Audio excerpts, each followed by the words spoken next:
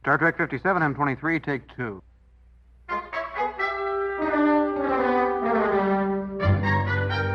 It's got Star Trek. Episode 32, Enterprise Season 1, Episode 24, Desert Crossing. It is called Yirot. The word means to stand apart. When we lived in the cities, we were forced to wear these whenever we walked in public. I take it those days are over. When the caste system was finally abolished, we were led to believe that everyone would be treated equally. I remember the celebrations, Yirots being burned in the streets, people saying that we had finally been granted our rights. The Torothan clan signed the accord, but they never abided by it. They still controlled the government, the lands, the resources, everything. We spent 10 years staging protest, appealing to the courts, until finally we realized there was only one way to get their attention. We have hundreds of camps, just like this one, all across the desert, and we are going to keep attacking the Torothans until our voices are heard.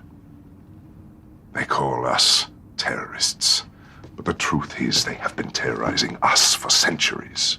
Forgot when First Contact. 2063 was First Contact. I don't know about this warp. I don't think I'll be in alive. Montana. I don't know about this warp drive in 40 years. I don't think that's likely. I don't think I'll see it, man. You mean 43 years from now? 43 years from now, yes. I don't think it's likely we'll come up with warp drive by then. Zephram Cochrane looked like he was in his 60s around that time. So he could be being born right now. You could be the father of Zephram Cochrane. I better hurry up and have a kid then, because I'll miss my window of fathering Zephram Cochrane. He might have been a little younger. It's one of the funny things about Star Trek when people complain about changes to continuity or violating continuity, which I agree, when you ideally don't violate continuity, it makes the story work better. But the example of Zephram Cochrane stands out because on the TOS show, when we first meet him, we find out that Zephram Cochrane, I guess, got tired of being famous or whatever, and so he went and lived on some crazy planet by himself. And that guy looks like he's in his 30s, maybe 40s. That's TOS, right? On TOS, yeah, on the original series. But then in First Contact, James Cromwell, who did a great job, he looked nothing like the guy, and he was way older. Clearly way older, and presumably he still lived on Earth for a while. In fact, we see that in Enterprise in the pilot. There's the message from Zephram Cochrane or whatever. He had a drinking problem.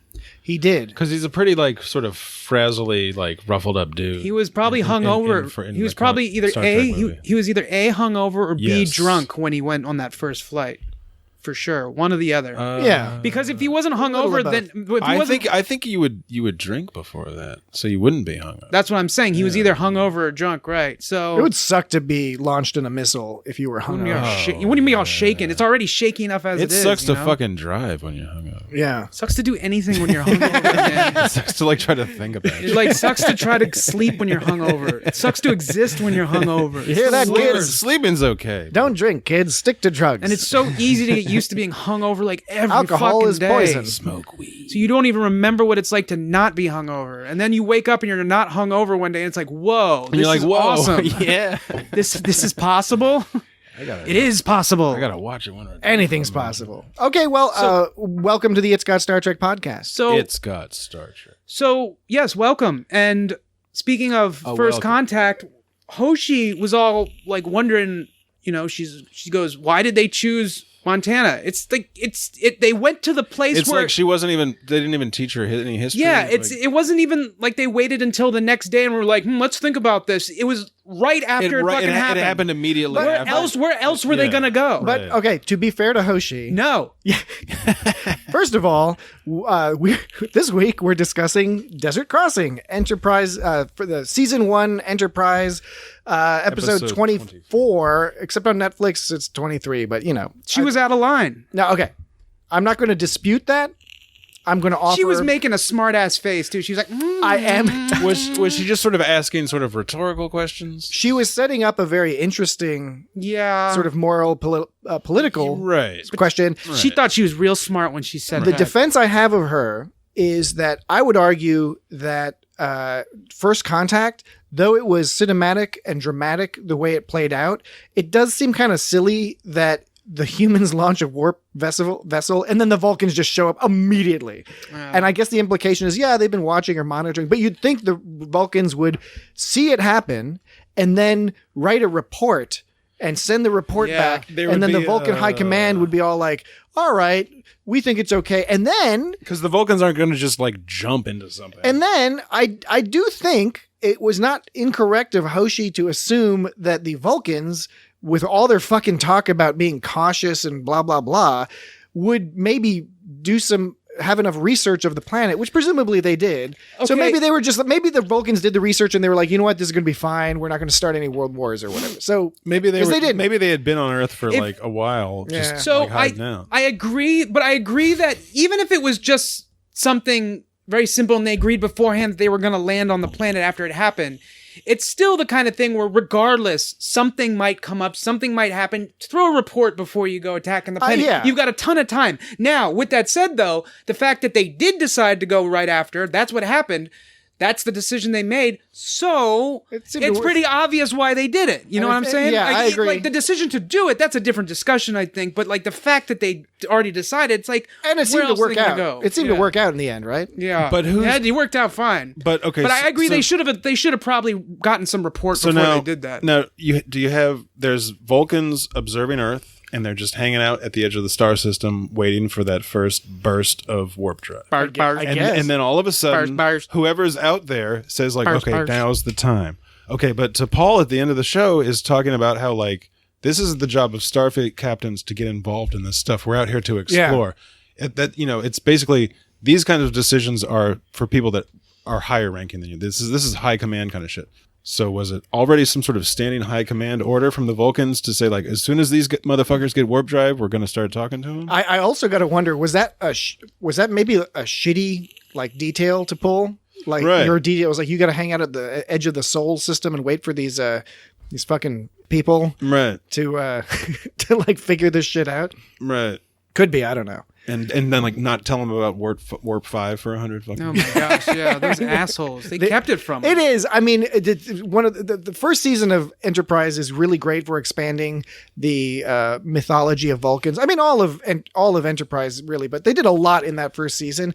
But they do come off as kind of pieces of shit. And you start to realize that some of the, Spock was a half Vulcan. Yeah, right. And Sarek had a weird affinity for humans. He was just into humans, yeah. He was definitely into human ladies. Yeah. He fetishized. He was fetishized them. So it's like he didn't actually respect them. They were just his fetish. He might have respected them, but it's a little iffy. It is. He was eccentric. I guess you get a lot of that stuff in Discovery, and in the animated series, like the dynamic between he and Amanda. Yeah.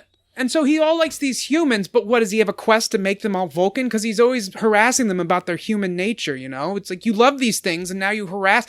It's like you love something, you want it to be yours, and then you start harassing it about how it is. That's it's like fucked up. If you're like that's an abusive relationship. If you're like a jock, but you like hanging out with the guys who are playing like RPGs. And so you hang out at their house playing RPGs, smoking their weed. But the whole time you're all like, Freaks and Geeks. They're all like, hey, look at your stupid games you guys are playing. Too. Yeah, I think we know people like that. So you're saying that Sarek is just really immature? He's immature. He's a Vulcan with some issues. Yeah. He's got some fucking fucks, man. You know what I'm saying? He's got a thing. He's got a thing going on. So. Okay, so firstly, just a couple comments on last week's episode. So last week we covered Voyager's Blink of an Eye, a wonderful classic. Every time I hear that phrase, I think of Wayne's World, and when Tia Carrera or whatever her name is singing that. That was it.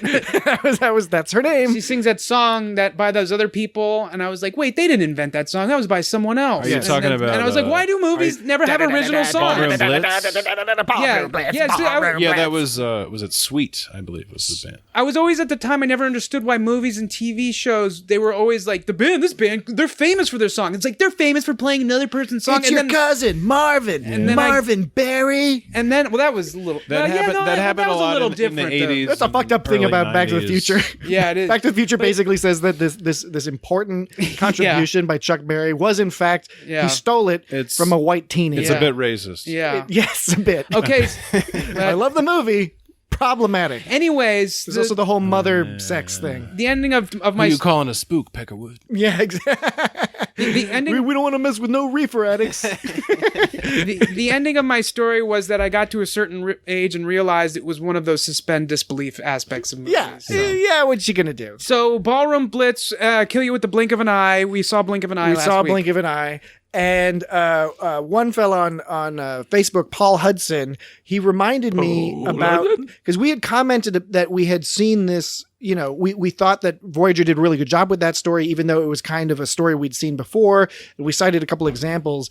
And one example that we didn't cite, because I totally forgot about it, but it's an old book called Dragon's Egg. And that's just something the listeners, if you're into that type of a kind of people moving fast thing, Dragon's Egg, people moving fast maybe thing. that might be there's the also progenitor. The Flash. You can read about the Flash. That's more literal. Then Matt Frawley pointed me to Frolic? Frawley. Matt Frawley. Don't make fun of people's names. Mr. Furley. Farley.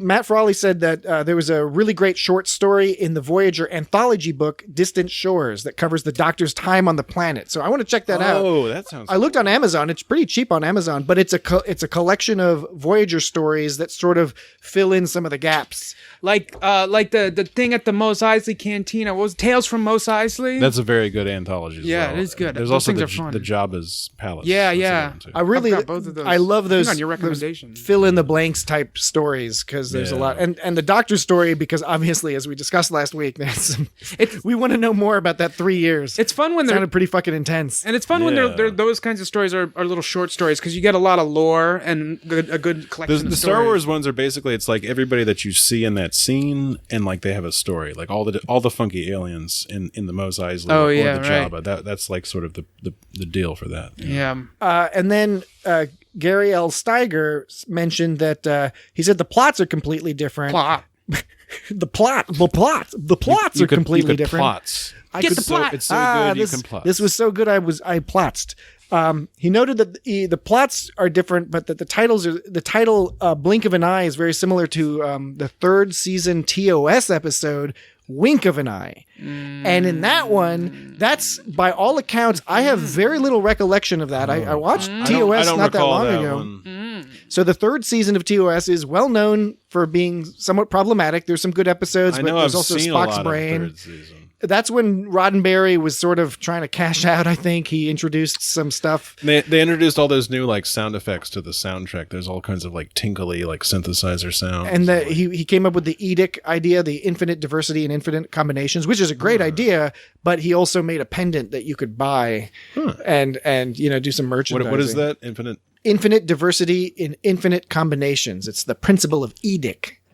And what is that? What does that mean? It means infinite. You should pursue just literally what it sounds like. Infinite diversity and infinite combinations. Okay, it's suggesting that is a positive philosophy. Yes. And it sort of underlies the core philosophy of Star Trek. Okay, yeah. Not that Star Trek always quite matched up with that, but that's sort of the goal. They were trying. TNG probably kind of did that the best from that perspective. But yeah, I mean, the Wink of an Eye, that story is about there's a race of people who travel really fast.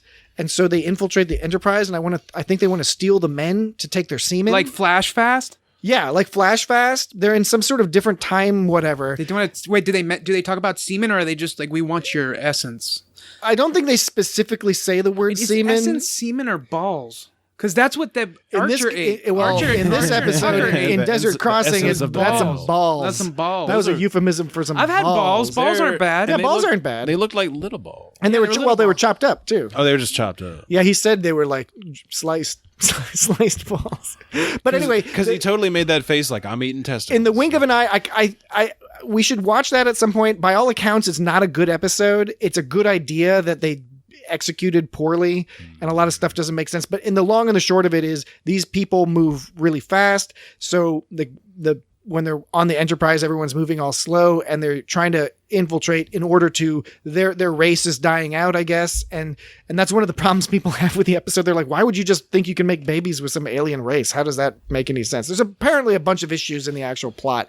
But it is problematic. I bet you it's entertaining. And I just haven't seen it. I have no recollection of it. I mean, a vague recollection of it. So it'd be cool to watch that at some point. I think that was about it. Jared Costello, responding to the whole Doctor having a roommate thing, was saying, they all had quote unquote companionship on the holodeck.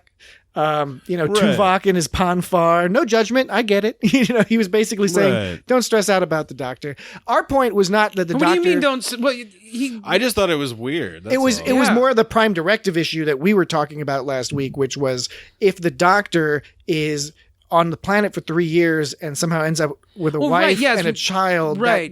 There's Prime Directive issues. There's Prime Directive issues, but still, how do you just walk away from a and relationship the whole abandoning of the child and not at least be a little like, oh my god, well, and if you're on I had a kid, I had this. Oh my god, it was so fun. What happened when the Doctor got transported back to the ship where it was his family just like, what happened to him? That's it. He's gone. His wife committed suicide. The child ended up being orphaned. Yeah. Was raised as a terrorist in the foothills, in the subcontinent. In the Langon foothills. In the Langon foothills. That's on Vulcan. It's a chain reaction.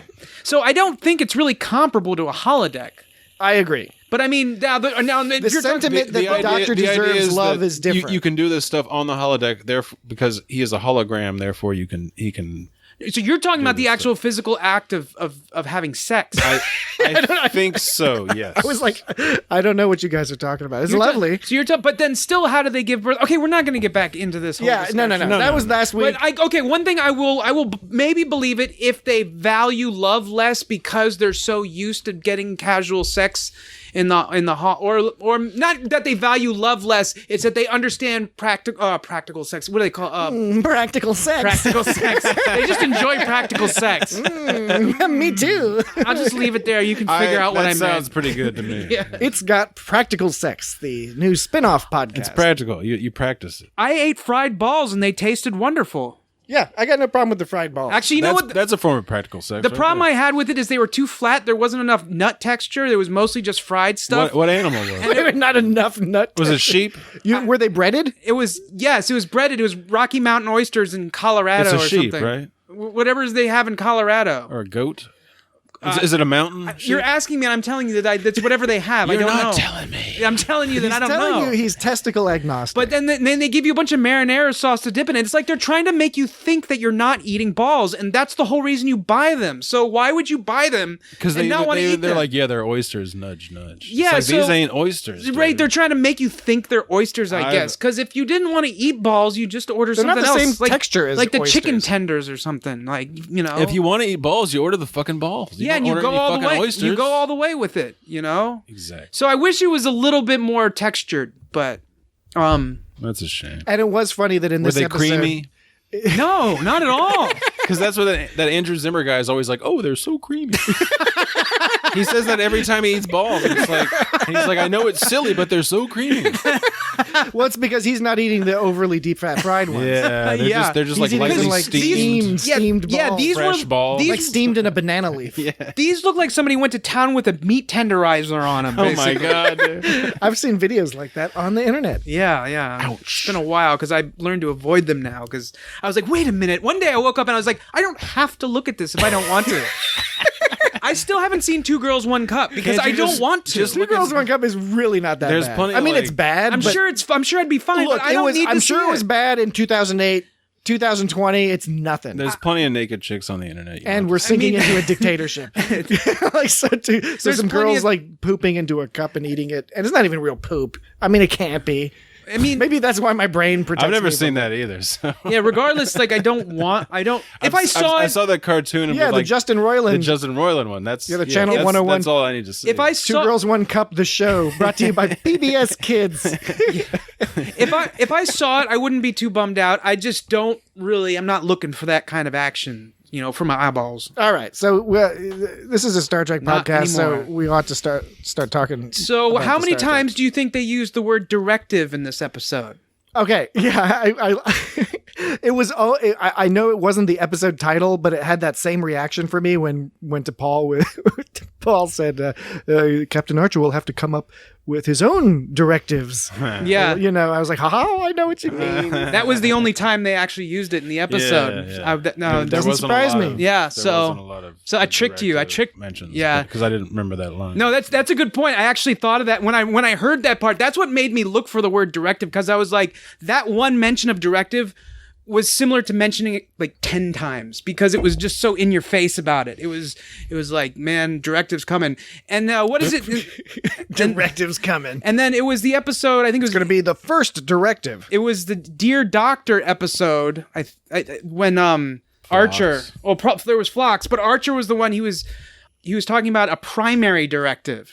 So they still don't get at the word prime directive. They're So just teasing us. T'Pol does it with prime, and then he does it with primary. And it's like, what did they were trying to name? It's like in Arrested Development in the second season when they keep talking about seals, and you're like, if you haven't seen it till the end, and you're like, you only pick up on it when you like rewatch it and they start talking about seals. It's a reverse time joke. Reverse time joke. The punchline doesn't come until the end, unlike normal jokes where the punchline comes first. And they did the same thing with the tactical, with what's his name, and talking about black alert, yellow. They kept talking about different colors of alerts or something. Oh, when Reed was trying to figure out the red alert. That was back in the day post 9/11 when he had all those alerts. Remember that? There was like, this is orange alert.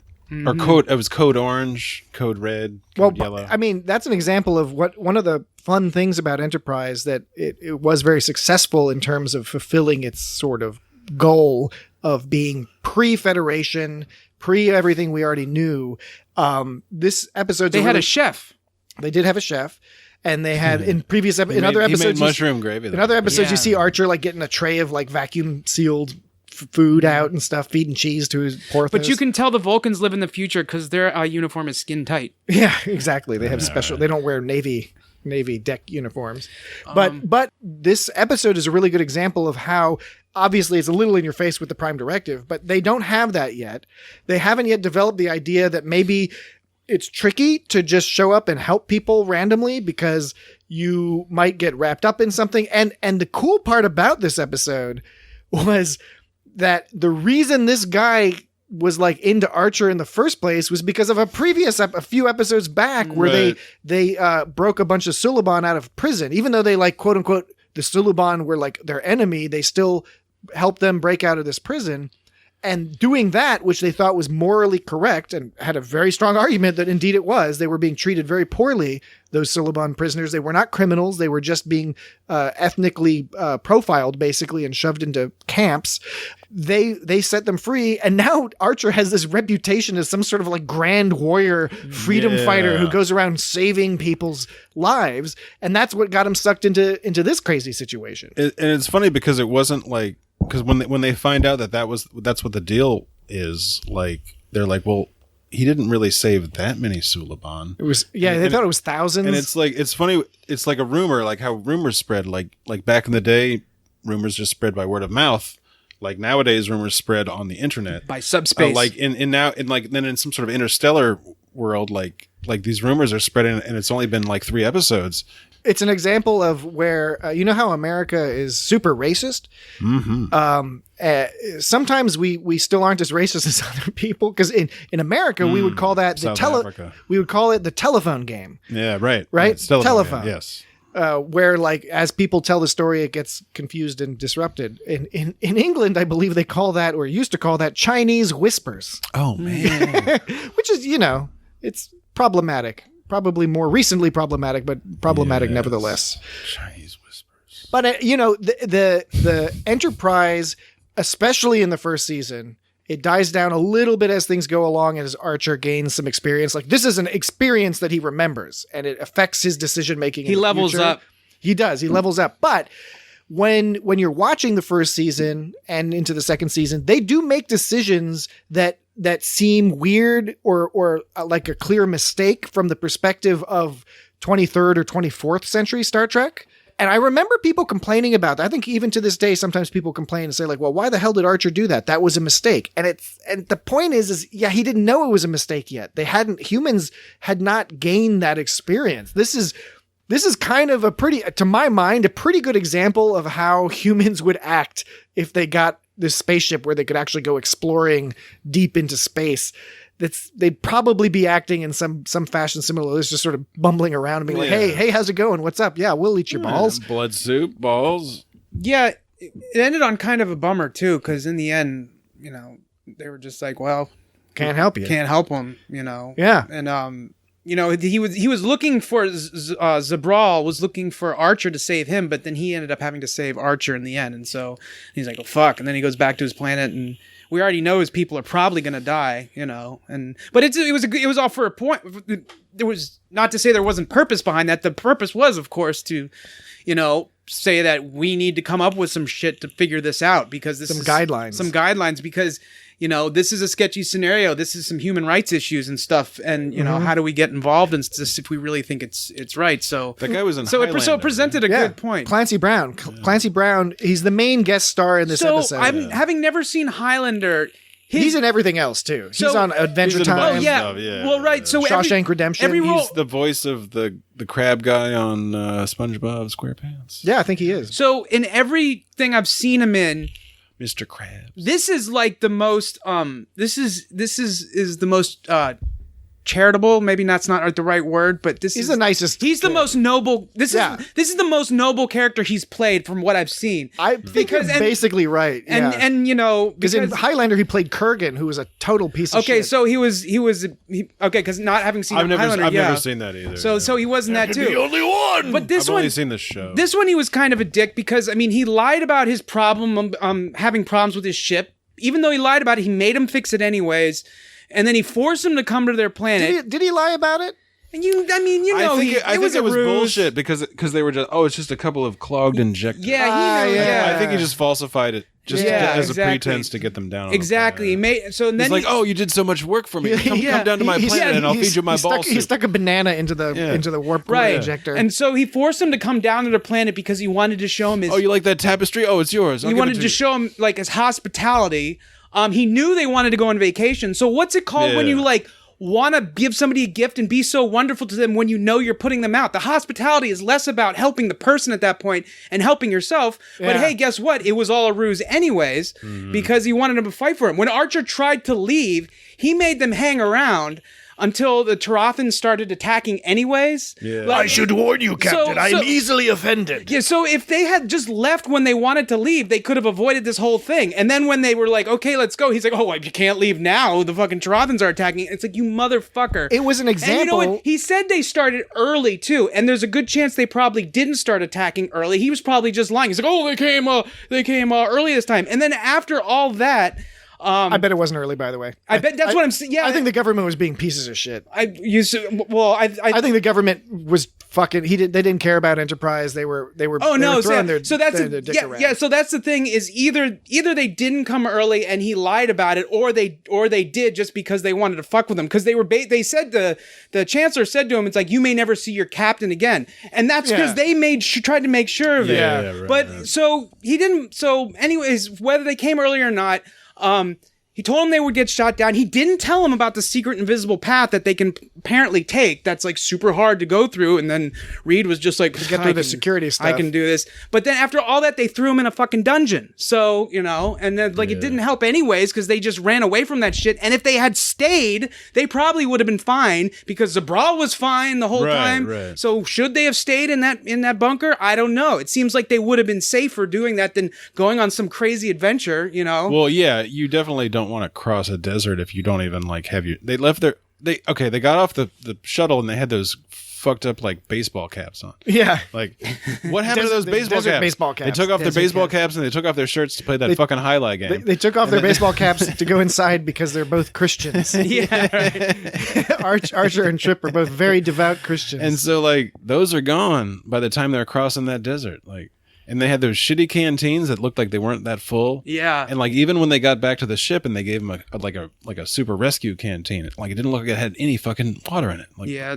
Had some Star Trek water in it. Yeah, Star Trek Maybe water. it was super water. It's just recycled. No, Zabral is not... Oh, he's not a totally benign character. Yeah, that's the point I was trying to make anyways, is that he is kind of a prick, but this is the nicest role they've put that actor in. He is he's a freedom fighter, and he's willing to take advantage of other people to help his own. I mean, people. it does show that he has been put in a situation, and he has to, he's fighting against these other guys that are more powerful than him. It does display marginalized. It does display how desperate he probably is, which makes it more of a bummer that at the end they can't help him. Right. Well, and you could argue, depending on your perspective, that's the whole point of all this. That could be a mistake too. Maybe the right thing would have been, but it would have been getting involved. And I, going back to the whole how humans handle things, you would assume that, even though earlier I said, humans would go out bumbling around in the universe. I mean, I do think that, but I also think, we have people who are pretty good at foreign policy now. No reason they wouldn't. Well, yeah, not right now. Let me correct that. Not currently. Those guys resign. But they exist on the planet. And they're walking around. They're just not in the State Department right now. But we do have people who know how to do this. Presumably, more people will know how to do that in the future, even despite World War III and disruption of whatever. These are clever people. They make spaceships and shit. So you'd think they'd have some concept heading out of like some basic things to do. But on the other hand, it's also kind of wild westy, and Archer does have to make some of these decisions on his own. And I'd say it's probably pretty reasonable not to start a fucking war to help some people. Oh, absolutely. Just because they seem nice. But I totally agree. But I do like that they left it, the whole episode leaves things somewhat ambiguous with all the characters and their motivations. The government people, that guy does seem like a complete asshole. Yeah. But we also we don't ever hear that side of the story. So they're definitely biasing. Am I saying that properly? Biasing us. Biasalon. They're putting us on the side of thinking he's an asshole, so that we sympathize more with Zabral and his people. Well, when people say things like, "Well, we will have no choice but to think you're the enemy and shoot you down and then poop on your face," that means you're wrong. And when people say we will have no choice but to fuck you up, that's always kind of a sign that person might. But be an asshole. They never show even though Zabral, we're told Zabral attacks civilians, and Zabral himself admits that they repeatedly attack the cities.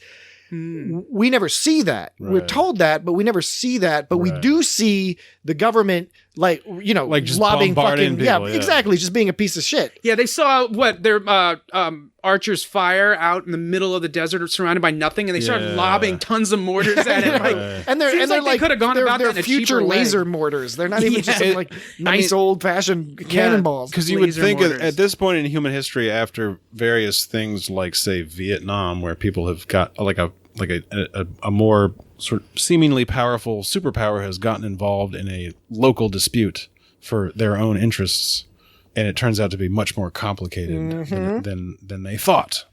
So especially when you don't have the option just to carpet bomb. Right, and exactly. So you see that if you're just flying around the universe and you don't want to carpet bomb everybody, then these situations are going to be problematic, and it's not. You're going to have to take a step back. I've been watching season 3 of Enterprise lately, and it's really interesting to see the difference between early Archer, he's got a temper, but he's nice, he's naive, he wants to do the right thing, he's got a strong moral core. A lot of his temper and frustration comes from being prevented to do what he thinks is the correct thing to do. By season 3, after the Xindi attack on Earth, Archer starts doing some fucked up shit. I mean, he starts being a lot more willing. He doesn't like it. You can tell he doesn't like it and feels guilty about it, but he's much more willing to do shit that in, season 1 Archer would be horrified to know that he would end up making these decisions that could harm innocent people along the way. Even though he does try to, minimize or avoid it where he can, he still makes the decision when he feels he has to. I like that they talk about and set up this Prime Directive thing, even if it has direct mentions and stuff that really hints at it. I like it, and it's good, and it's good, and I think that kind of stuff is done well. Where, like you said, this is the part in Star Trek where they haven't formulated all these things yet. What's the? I'm sorry to interrupt, but what's the actual date for when they come up with the Prime Directive? They have it by TOS, right? Yes. Yeah. So, but Archer does kind of act in that way sometimes when somebody does something surprising in the first season, the first few seasons at least, he does act in that way. That's like, well, that's just not what good people do, which is obviously not applicable to their scenario. And you think he would have a little control over that emotion. He does eventually, but he learns the lesson hard. I mean, and Tucker's, I guess, worse about it. But yeah, I guess he does.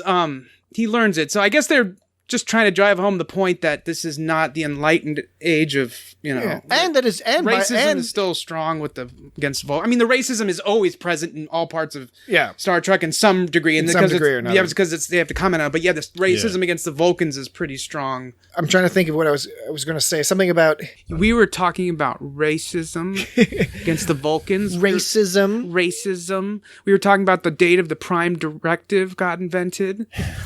We were talking about. What I was talking about was this whole deal with Ryza, right? So I remember now because I watched season 1. I watched season 1 not too long ago, and I remember this part where it's a few episodes where they hear about Ryza and they say, "Okay, we're going to go to Ryza," and they keep getting waylaid. And I think this might be the second episode, where they're like waylaid. The next episode they actually get to Ryza, and that's a pretty fun episode too. It's a fun, goofy episode. There's some cool, serious stuff. It's like different stuff happens to different people. Yeah, so different groups go down, and Trip and Reed have a pretty hilarious adventure. I bet they do. Involving a mugging and some other stuff. But anyway, the thing I was thinking about Ryza is that Ryza's pretty cool with like being chill about your reservations. Because like there's a number of cases where people are like, I'm going to go to Ryza, but they keep getting waylaid. It happens sometimes in TNG too. And it's just like Ryza's just like, it doesn't matter, whenever you show up, we'll have a room for you. Yeah. It's all good. It's a big planet. It's a sex planet. It's a big it's a sex planet. People book for a week. They never stay more than 2 days. It doesn't matter.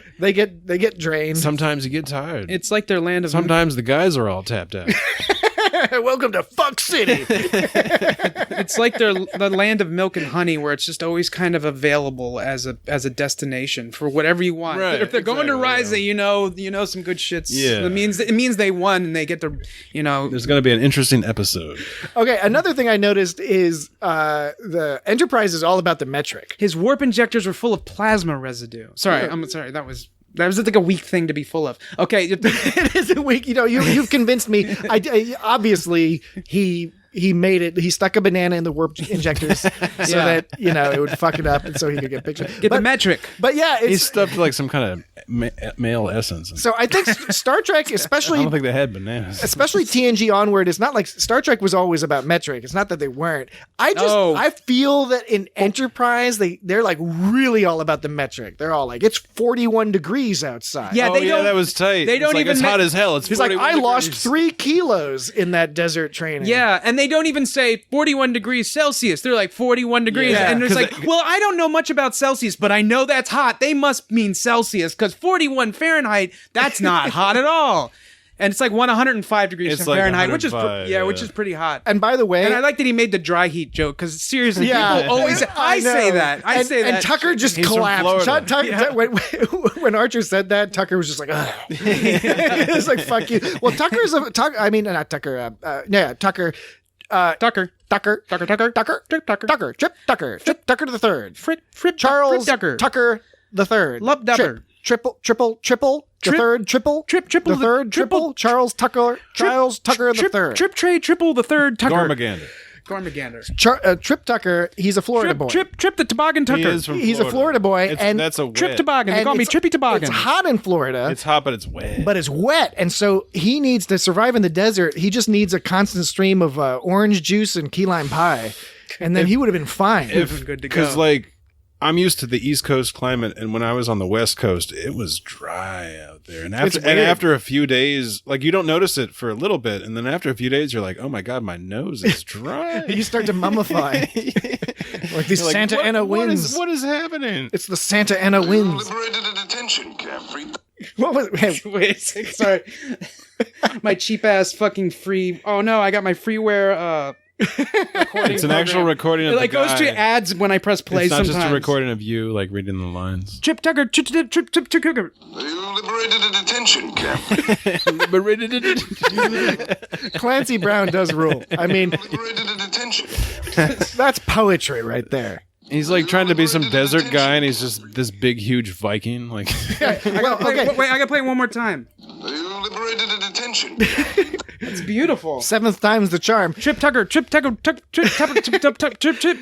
toboggan chopper the third. So with this whole Clancy Brown business, what was another interesting thing was that they sort of squished together two different metaphors. There was the one metaphor of the sort of Arabic Bedouin, sort of, freedom fighter. Right. And then it sort of shifted into, once they got to know them more, it sort of shifted into just a straight up civil rights movement, 60s era civil rights movement, where they were treated poorly and they had to wear special clothes. And then, they thought some laws changed, so they thought things would be better, but they weren't. And that's why they were still fighting.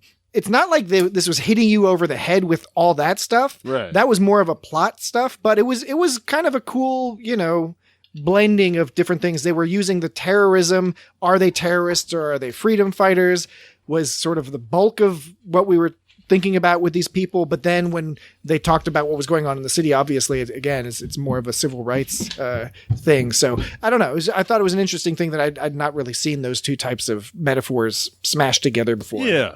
Now, I'm trying to do his voice, and I won't do a good job, but just so you know, I'm trying to do his voice. That's the only voice. Zobral's voice? Yeah, he's like, sounds like, you go fight with me. Yeah. And then there's like that other guy from that other movie who's like, hey, come with me at the pod races. And that's, you're talking about Annie. Oh, the Hey, Phantom Menace. Annie. You tricked me. Yeah, that was the. You tricked me. Phantom Menace was more racist. You played Sebulba. I am Sebulba. No, you Sebulba's the other guy. Isn't that how it goes? Yeah, just don't do the Federation trade ambassadors, because I think that in Star Wars? In Star Wars, No, yeah, I'm not. If you imitate them, it's still, you can't get around the racism. No, on you that. cannot, because that was some fucked up weird shit. It was really surreal. Surreal right But I'm gonna play Gascona. That's that they sounded There similar. are two of them. And he's just as more like my throat hurts when I talk. He's more like this. It's the same voice. What a terrible movie. Clancy Brown has a unique voice to begin with, but he was doing a little extra something in this episode, which was it was a little bit off-putting, but I think it benefited the character. It did. And his hair is all muscly hair and not muscly. Muscle as in so muscly. It's so muscly. It's great. As in must. It was not muscled. It was muscled. Not muscled. It's been muscled. Muscled. It was muscled and mussed up. Yeah, that's what tousled. Somebody had tousled his hair. So his hair is usually not that tousled. His hair is usually not that. It was cute, It was cute alien hair. He had cute alien chin tattoos. They all had the chin tattoos, but. Yeah, he had some mannerisms in the episode that were actually pretty good. I thought. And he wore those robes awesome. Yeah, he did. There was times he was all like shuffling his robes around to show he was thinking something over. And we would be remiss, of course, if we didn't talk about the intensely homoerotic field hockey in the desert, which since playing with the boys in Top Gun. It was a highlight. It's like a highlight.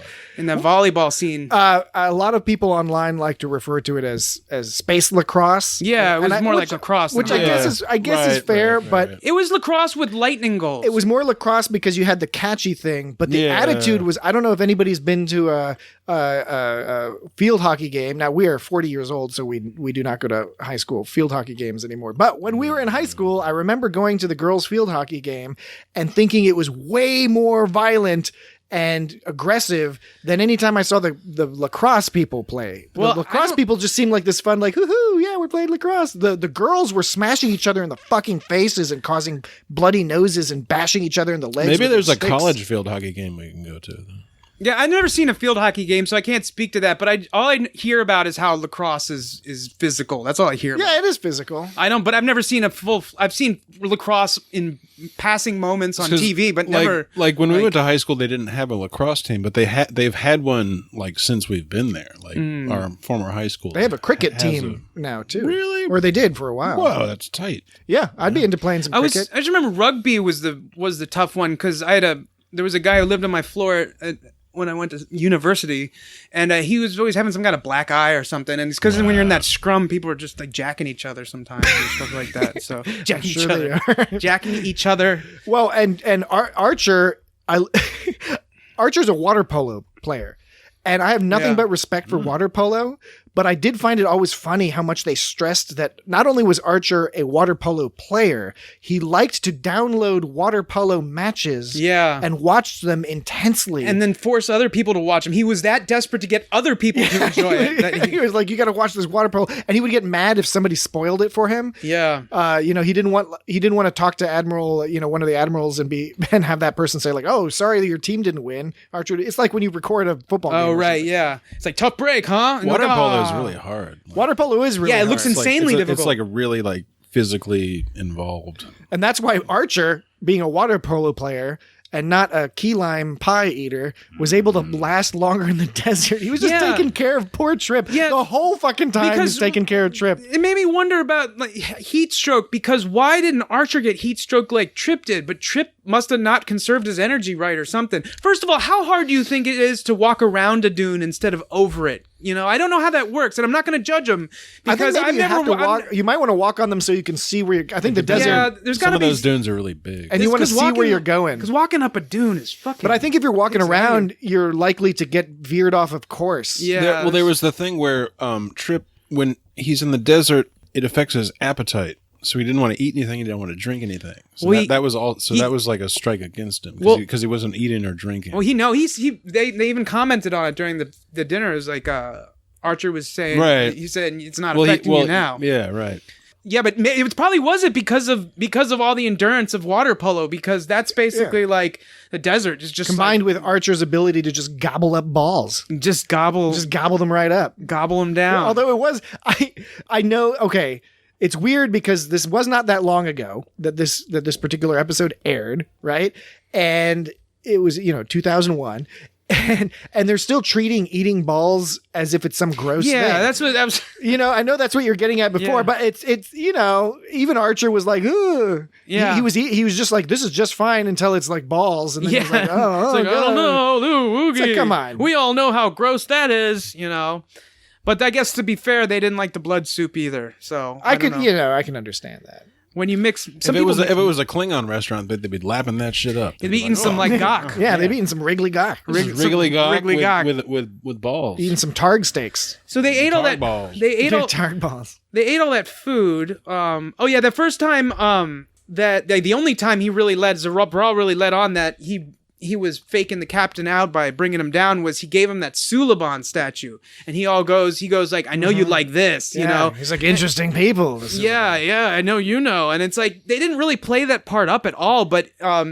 Captain Archer might have looked at him for a second, but you didn't really know until later that he was saying that because he was trying to be like, you cool, you smoke, yeah, you smoke, you want some? Yeah, so and it was a way to convey to Archer. A subtle way to convey to Archer that he was in the know. But of course, since Archer didn't know what he was in the know about, because Archer didn't realize that this guy thought he had single-handedly saved thousands of people and fought off a giant army, Archer was just like, yeah, Suliban, yeah. Yeah, before they played, they ate. And even though like Tucker comments on the fact that it's like, man, I just ate a bunch of food and you want us to play the sport? And he's like, Gascona requires a great deal of strength. And it's like, I don't know if that's how eating and exercising works. I don't know if it's like, you want to stuff yourself full of food right before you like play some game in the desert. Yeah, doesn't it usually take I know that they go back and forth on this, and I am by no means an expert. I've read a couple things here and there, but I don't know shit, You've never honestly. played space lacrosse in the desert? In 41 degrees temperature? I mean, maybe if it was like if it was like a super cold temperature, maybe you'd want to like eat a bunch. So they had a dinner. They had a dinner of terror cock and balls. Yeah, is that a writer in joke? Wow, is that like one of those Disney things where they paint penises into the Little Mermaid's castle? Man, that's a good point. Terror cock and balls. So yeah. Anyways, yeah. I don't know if that's how. You can just go and they were pretty built. Still, they didn't have a belly. They should have had some kind of belly. You mean the post food feast belly? Yeah, they were looking pretty ripped. Both of them. That was a very maybe explicit. Those guys may not. It was super explicit, and they were all sweaty, a little bloody. Yeah, they were sweaty and bloody, and they were playing some having fun gladiator music. It was like a mix between 80s pop and gladiator music. No, your reference earlier to the Top Gun volleyball scene with the boys. Except this takes it a step farther because they're just writhing on top of each other and just glistening in sweat and sliding around. Yeah. There was the obvious and then Trip is like, you were just 2 centimeters off. Yeah. He was, Metric. Again with the metric. Oh, he did. He was making some goofy face. Like, I don't know if you've ever seen, I think it was Alec Baldwin does an impression of Robert De Niro or something. But basically it's just scrunch. And he was making his face. He was going like, you're just 2 centimeters off. And obviously you can't see my face, but I'm making a face. And I can see it. Jesse and I can see Dan's face. He's got some kind of lip face. I got some kind of lip nose face going on. Yeah. He later played George W. Bush in a TV movie. Shit, that was my bad. Sorry. I turned on the sound to play that. That was thing. Dan's phone, everybody. I turned my sound off, but then I played that sound effect and I forgot to turn it off. Audience at home, Dan will be suitably punished. You know what sound breaking podcast rule number 1. My phone makes during the podcast? It makes this sound. Oh, because no one loves you? Yeah, no one's texting Jesse. Oh, that's sad. So they had when they broke from the scene and went to the scene of them flipping. When they flipped Trip over, there was a scene of him flipping. That was an obvious stunt double. Yeah. Yeah. Well, I mean, and it was usually, it's like, oh, they probably didn't do that. And I'm not criticizing for having a stunt double, but usually they're better about hiding the face. And you could very easily tell what it was this close up under the pec shot of a dude flipping over top. It was supposed to be Trip. Thick, wide traps. Yeah, shot. One of those shots. Yeah, I'm surprised he didn't just fly away instead of landing on the ground. It's a tricky trip flip. You're right. Enterprise in particular is really good with the stunts and hiding the stunt people when it's stunt people. The example you cite in this episode is a good one. Another one is in Carpenter Street. Well, in this one they weren't good at hiding. No, that's what I'm saying. Oh, normally they are, but in this case, yes, I think it was fairly obvious. In the season 3 episode Carpenter Street's great episode. They have to go back in time or whatever. There's a scene where Archer has to jump from one building to another, kind of like how everyone used to do in Richmond back in the day. Oh, yeah. Where you just jump from... That's what Dan used to do in Richmond. And so Archer all runs back and then he runs to jump from the building and then it's just some other guy jumps and lands and grabs onto it. And then, of course, it's Archer pulling himself up onto the building. That's the other example I can think of that was kind of apparent. Otherwise... Enterprise really did a really good job, a consistently good job with the stunts and the realism.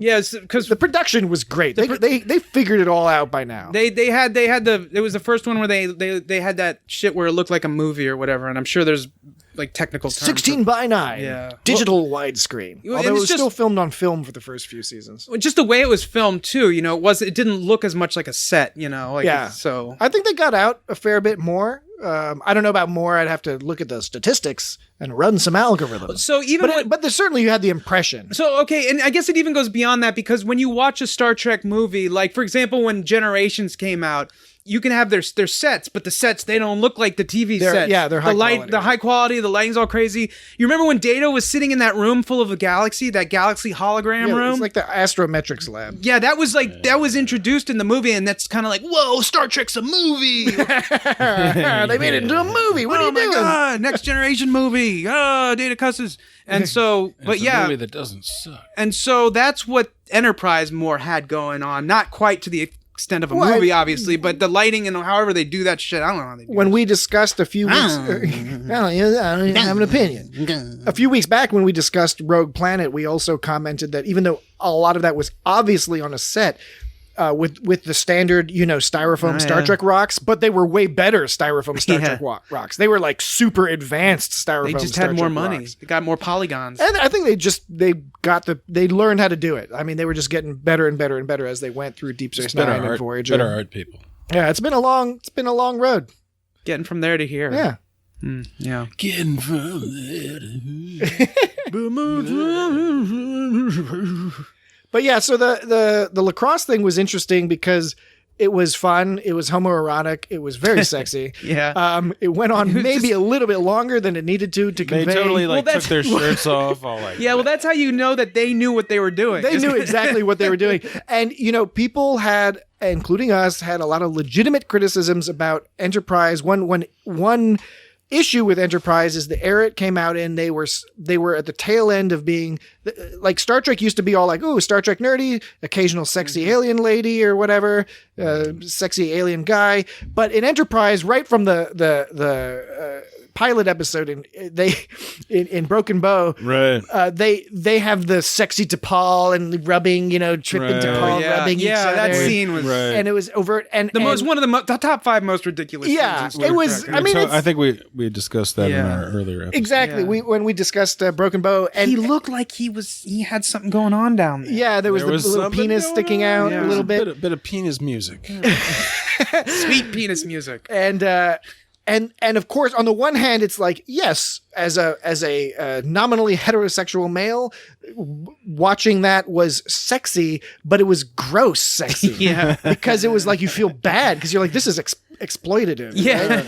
I don't know if they were trying to balance it, if that was their version, their like early 2000s version of being woke by saying like, yeah, we showed T'Pol naked frequently. Here, we're going to occasionally toss you some like dick and balls and sexy traps and sexy hairy chest from, Captain Archer and Trip. I mean, I don't think we ever saw Reed with his shirt off. No.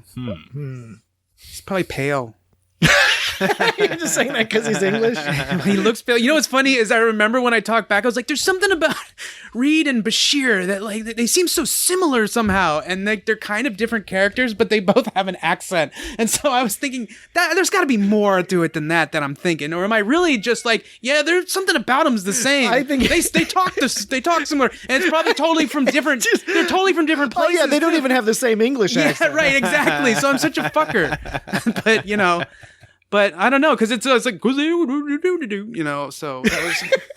that was terrible English. I was that offensive? That might have been a little bit offensive. That actor is from Leicester, I believe. Was I just offensive? I think I might have been just offensive. Well, it's okay. Dominic Keating? Sorry to all Dominic Keating. Yes. Sorry to all our friends. He's from Leicester.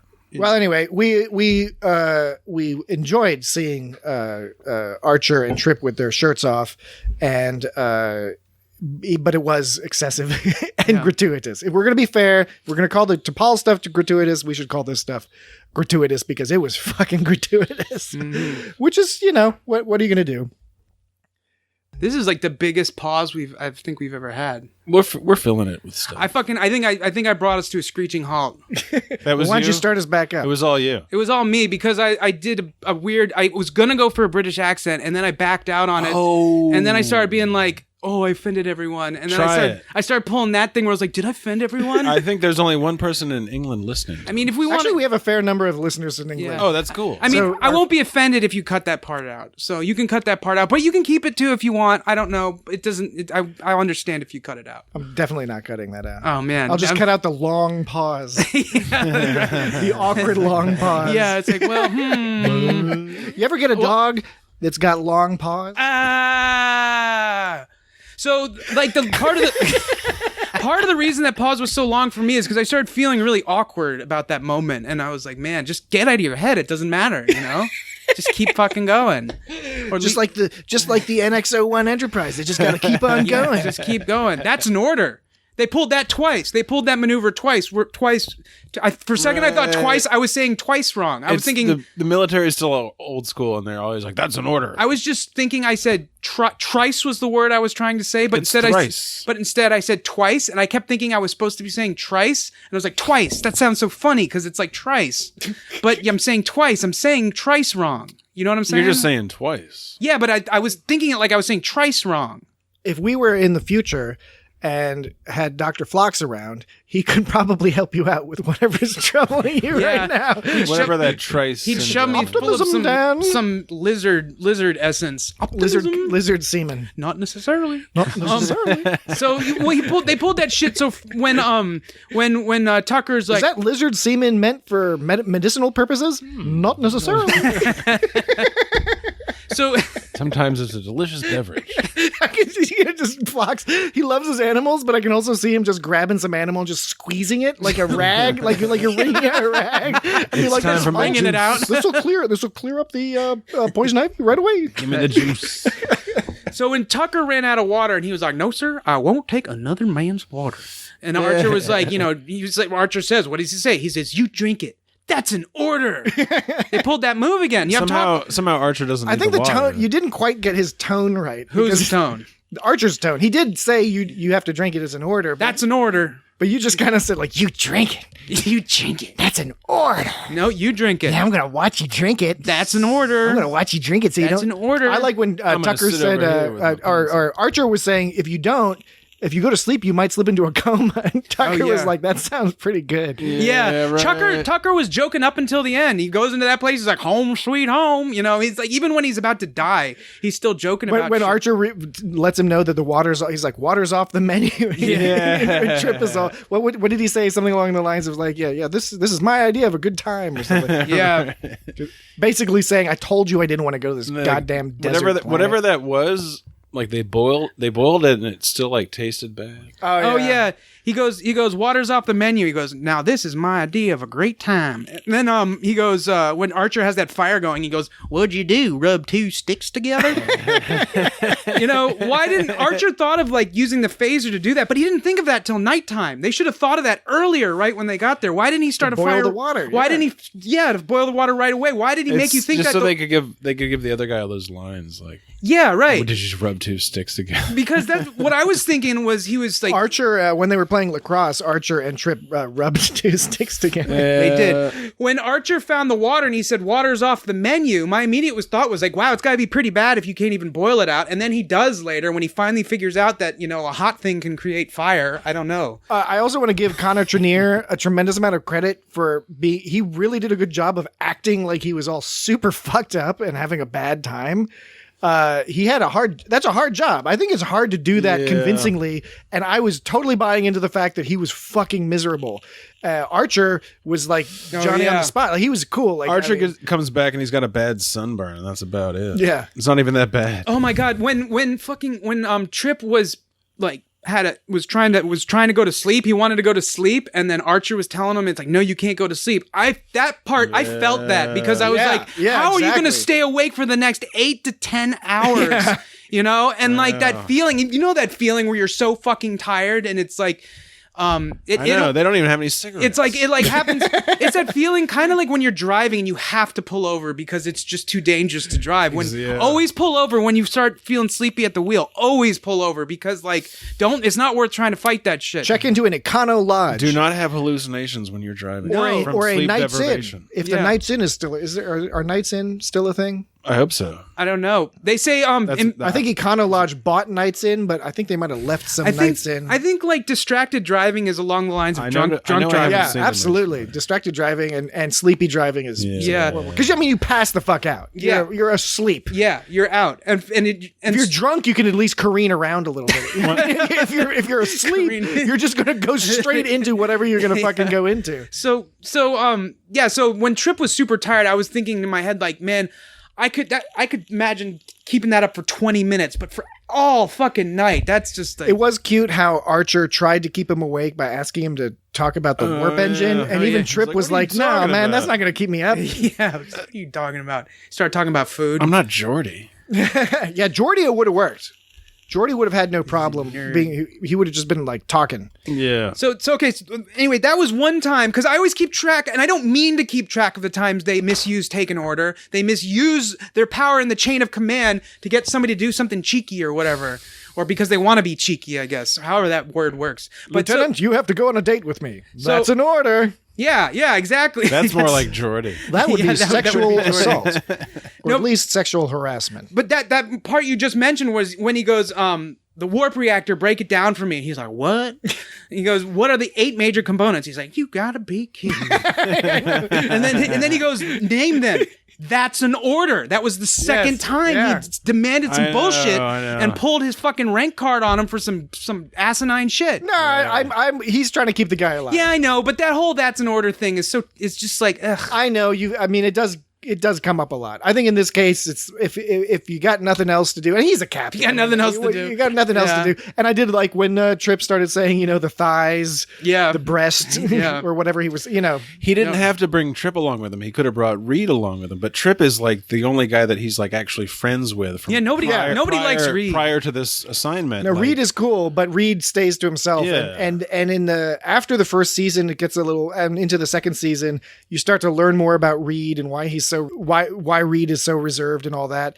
Maybe that's what I was trying to draw the parallel between Reed and Bashir, is that neither of them are particularly likable. I mean, they are in the end. Yeah, right. They have to it's an grow a little bit. Yeah. At first they're kind of off-putting. That's how I'll rephrase. Because Reed has a bit of a chip on his shoulder because he comes from a the Royal Naval family, and his dad is all pissed that he didn't join the Royal Navy. And Bashir is a chip on his shoulder because he's a superhuman or whatever. Yes.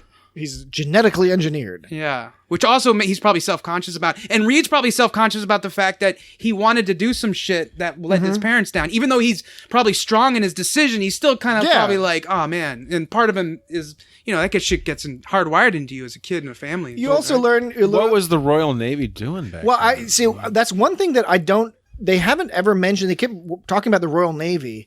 And I wish they would explain a little bit more what the Royal Navy's job was in this era, because it would be totally reasonable to think that the Royal Navy actually did like space stuff. Like maybe they had, because you could see an Earth that has Starfleet is maybe the overarching main thing, but you could still see individual countries having their own. Obviously, there's a Royal Navy, so individual countries are still handling some of their own shit. Starfleet's more like the UN sort of. Yeah, you could see that, and I would have liked for them to explain that, because otherwise, if Reed's dad is annoyed that Reed has chosen to go on a spaceship instead of floating around in the English Channel or harassing the Falklands, which I presume they're still doing at the time, if that's why his dad is mad, if I were Reed, I'd just be like, "Fuck you, Dad! I'm going to fucking space. Yeah, right. I'm going to go have sex with lizard tongue ladies and stuff like that. Service warfare. I'm going to go to Ryza and have a good old time. But there's a lot of lizard. Have you heard about this Ryza place? Maybe his dad was just jealous. So that lacrosse game they played, they bruised their ribs. That's how bad it was. I always was under the impression that if you bruise your ribs, you're in a lot more pain. Yeah. I think it's bad scene. Bruised ribs is not just like, I bruised my arm. It's like you bruised your it's bone. Like when your bones get hurt, like bones shouldn't be bruised. You should have like bruised bones. Yeah. So I don't know. The thing I had to remind myself that when they were playing lacrosse, it didn't come across super well. Like I said, Trip was really good at playing like miserable in the heat when they were marching and stuff. When they were playing the game, they looked sweaty, they looked exhausted, but I kept forgetting they're playing in 41 degrees. Yeah. It's 41 fucking It's 41 degrees. fucking, that's like when it's bad in Australia. It's not 20. It's not that's 25. when Australians are upset. It's 41 degrees. It's not 25 degrees. Well, like when they got... And they were still like rocking out, like just fucking tossing dudes left and right and... When they're eating that fucking food in, they're having the feast. Oh, and then when they reach that shelter, so that shelter, I guess, cools them down because there's no sun, obviously, right? That's how heat works and shit. But I wonder, like, how much cooler can it make it? I mean, it's probably still hotter than my apartment. Oh right? Yeah, it's still hot boxing. Oh, absolutely. My apartment gets fucking hot on the top your floor. Department does not. Your apartment does my not. Department. It's not my department. Does not get 41 degrees. No, it doesn't. But dude, when it's outside feeling kind of a breezy 85 degrees, my apartment feels. Your car gets 41 degrees. Inside your car, it's easily 41 degrees. Yeah, my apartment just feels nasty when it's breezy outside. It just feels funky. It's just not like stinky nasty, but it feels like hot. You know, it could be breezy outside, but inside my apartment, it's just like. But the car that gets like 115, I think. Oh yeah, it's like 45. It's like pretty fucking nasty in there. So yeah, it was hard to picture them being in that heat, and I don't know. It's hard to express. It is. It's difficult. Communicate that the heat that people are in when they're doing that because. Well, partly you would do it by your level of exhaustion or whatever, and I think that was one of the things that Trip and Archer didn't look too worse for wear after playing the game. They looked pretty bad after marching through the desert, but not after playing the game that was really strenuous, and they had just had a full fucking meal of fucking terror, cock, and balls. Yeah, you eat that shit after you fucking play. There was a bit of bread. Gosakan or whatever. What? There was a bit of bread. There was some kind they of bread. They were dipping the had, bread in that blood soup. Yeah, and the nuts were on the bread There too. was some nuts. Nut bread. They were probably like pine nuts. I meant like chopped nut. Oh no, they were those chopped up man nuts. Yeah, macadamia nuts. Yeah, so pistachio nut. So yeah, that's just the way. Macadamia. It's just the way things are sometimes when things happen and you got to do stuff and you want to get by. Stop naming. That's nuts. Dan vamping. That's vamping. I just started to go Vamping with Dan. It's going to be a whole nother podcast. We're going to have to put it on a different network because it doesn't fit in with the. It's got vamping with Dan. That actually works pretty well. Never mind. All right, you can be on the network. That's pretty awesome because the name sounds catchy. It's got vamping.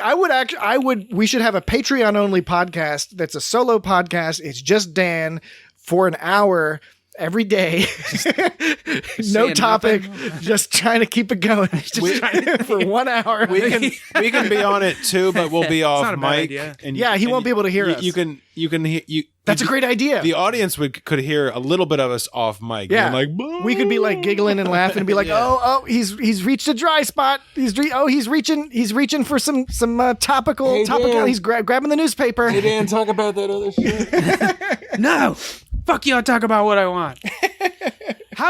When they were heading east and they were talking about getting somewhere 30 kilometers away, we know now that was some abandoned building. But how did he spot that building? On his way in. No, because they didn't land and walk 30 kilometers. Do you think they saw it while they were flying overhead? That's what Archer was saying. Archer's the captain, and he always remembers his survival training. Right, but they didn't walk. And he seemed to really enjoy that survival training. Trip is all like the this. Ship's engineer sucked. had a bad time survival training, and he doesn't remember that. But it's not like they didn't walk 30 kilometers from the ship to the town. But they flew in. Presuming, of course, you have to argue that they flew in from the same general direction, which is what Archer was saying. He seemed to remember there was something about 30 kilometers away. And back then, their sensors weren't as good, so you had to use your eye. If you're flying a bush plane, and you're flying a bush plane over the bush, and then you land, you'll probably, as you're flying along, you're going to remember, oh, there's a lodge over there. There's a river over there. Fine. And you'll have a mental image. Fine. But we can test this out. I think we should go do this for real. We should gather all our money together. All right. Somebody's going to drop our ass out in the wilderness. Yeah. Nope. And we're going to see who lives the longest. Not into it. West Virginia, Colorado. Which one? Are those the two options? Those are the most mountainous places. How about, it doesn't have to be a mountain. I mean, this fucking episode's about a desert.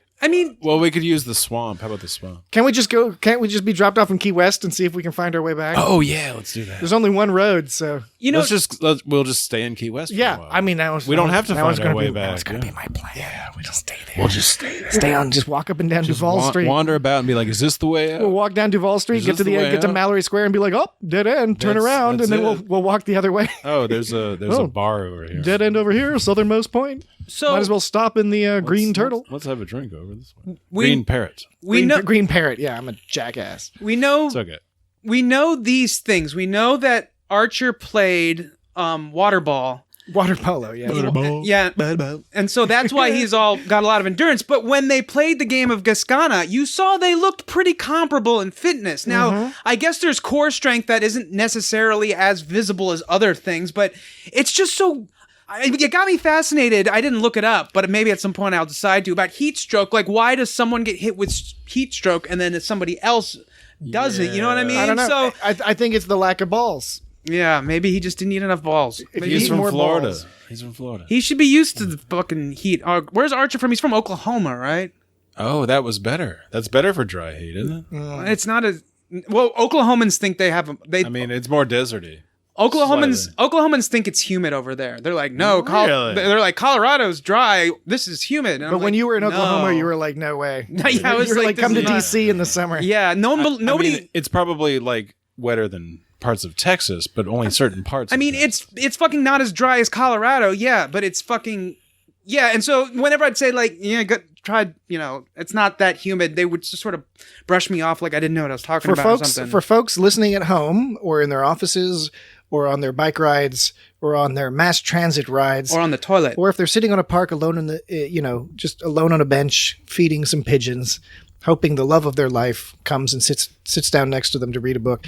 Any of those people out there listening, if you've never been to the Washington, D.C., sort of mid-Atlantic area you're from Europe in the summer, what you have to understand is the humidity gets to be so high here that everyone looks like they're sweating. It's a jungle. But you're not necessarily sweating. It's that the temperature outside is hotter than your skin. Yeah. So the moisture in the air is condensing out onto your skin. I looked and just like slathering you. I got in my car today and I looked in my rearview mirror and I had something on my face and it was like big drops of liquid and I was like, what? I just got outside. I went outside. I went to my car and I'm already sweating. I felt so bad for Trip. He just looks so miserable. Filming that must have been kind of yucky. That scene where they had to bury themselves. I was thinking exactly that. Oh, yeah. Burying yourself in the sand has got to suck. Even if you're just acting about burying yourself, it looked pretty fucking horrible. There's nothing cool about burying yourself in the sand. Yeah, so, right. And most of Star Trek, it's probably pretty cushy unless you're an alien with a lot of prosthetic makeup. Yeah, which that's got to be, man, Michael Dorn's, he's amazing. Like, I don't know how... to endure the amount of makeup he had to do. Yeah, that's crazy. I think he also said people would tease him because his makeup would take longer. And he's been in the Brent Spiner would come in and get his makeup on and be like, see ya, Michael. Yeah. They just paid me silver. But it would be lovable if he did it, or maybe intolerable. Of course, he had to wear the contact lenses, which I'm sure kind of sucked. Oh yeah, that probably did suck. And Michael Dorn's been in the most Star Trek. He has. So so they shouldn't have left. They would have probably been fine if they'd stayed in the shelter dungeon. That we don't know if he would have let him. We don't know if he would have let him out. Hindsight is 20/20. Yeah, when the bombs are flying, but you don't know how you'll react. Zabral was just it's good for dandy. bombs unless a bomb directly hits you where you are. Yeah. Which is kind of rare. What was protecting them? Were they just in a sand pit with some wood over top of them? Wasn't it a basement and then like the structure over top of them? Well, I got the impression, it was just they dug a hole in the sand and the structure was over top of them, which was just some wood. Basically, just flooring, and then over top of that was whatever. Where'd they get that wood? What was that building? Was it a tent-like building, or was it a stone, one of those desert stones or something? Yeah, it was hard to tell because there was Minecraft has taught me anything. The whole building and sand thing. There ain't no wood in the desert. You don't want to do that. Yeah, that's just a problem. A pain in the ass. It's just because it keeps coming in, it keeps filling up. It's like when you go to the beach and you try to dig a hole, and it just keeps filling in with water and sand. If you can build a big wall of sand, it will help against if someone's shooting at you. Yeah, a berm. You got to have a berm set up, unless they get over the berm, which I think they probably could with those laser artillery.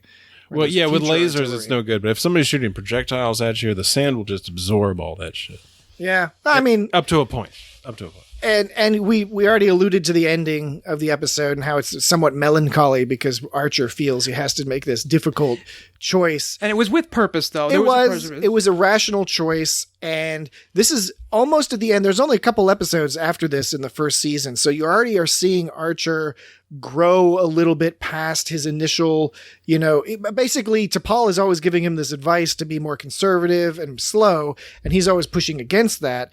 And it's not like he's completely on her side now, but he is starting to recognize T'Pol the whole season, she's occasionally gotten the chance to give him these I told you so looks. Yeah. Sometimes he gives her the I told you so looks because his brash actions actually worked out for what they were trying to do. But yeah, this is where I think this is the first episode where he really is like, okay, I have to step back and kind of be a little bit more rational about this, because the moral thing from his perspective, at least from the limited information he had, which was this guy Zabral deceived us a little bit, but I can see that he deceived us from what is, from his perspective, a noble cause. And meanwhile, the only other conversations we've had with the government people, they're bombing us and they're acting like dicks to us.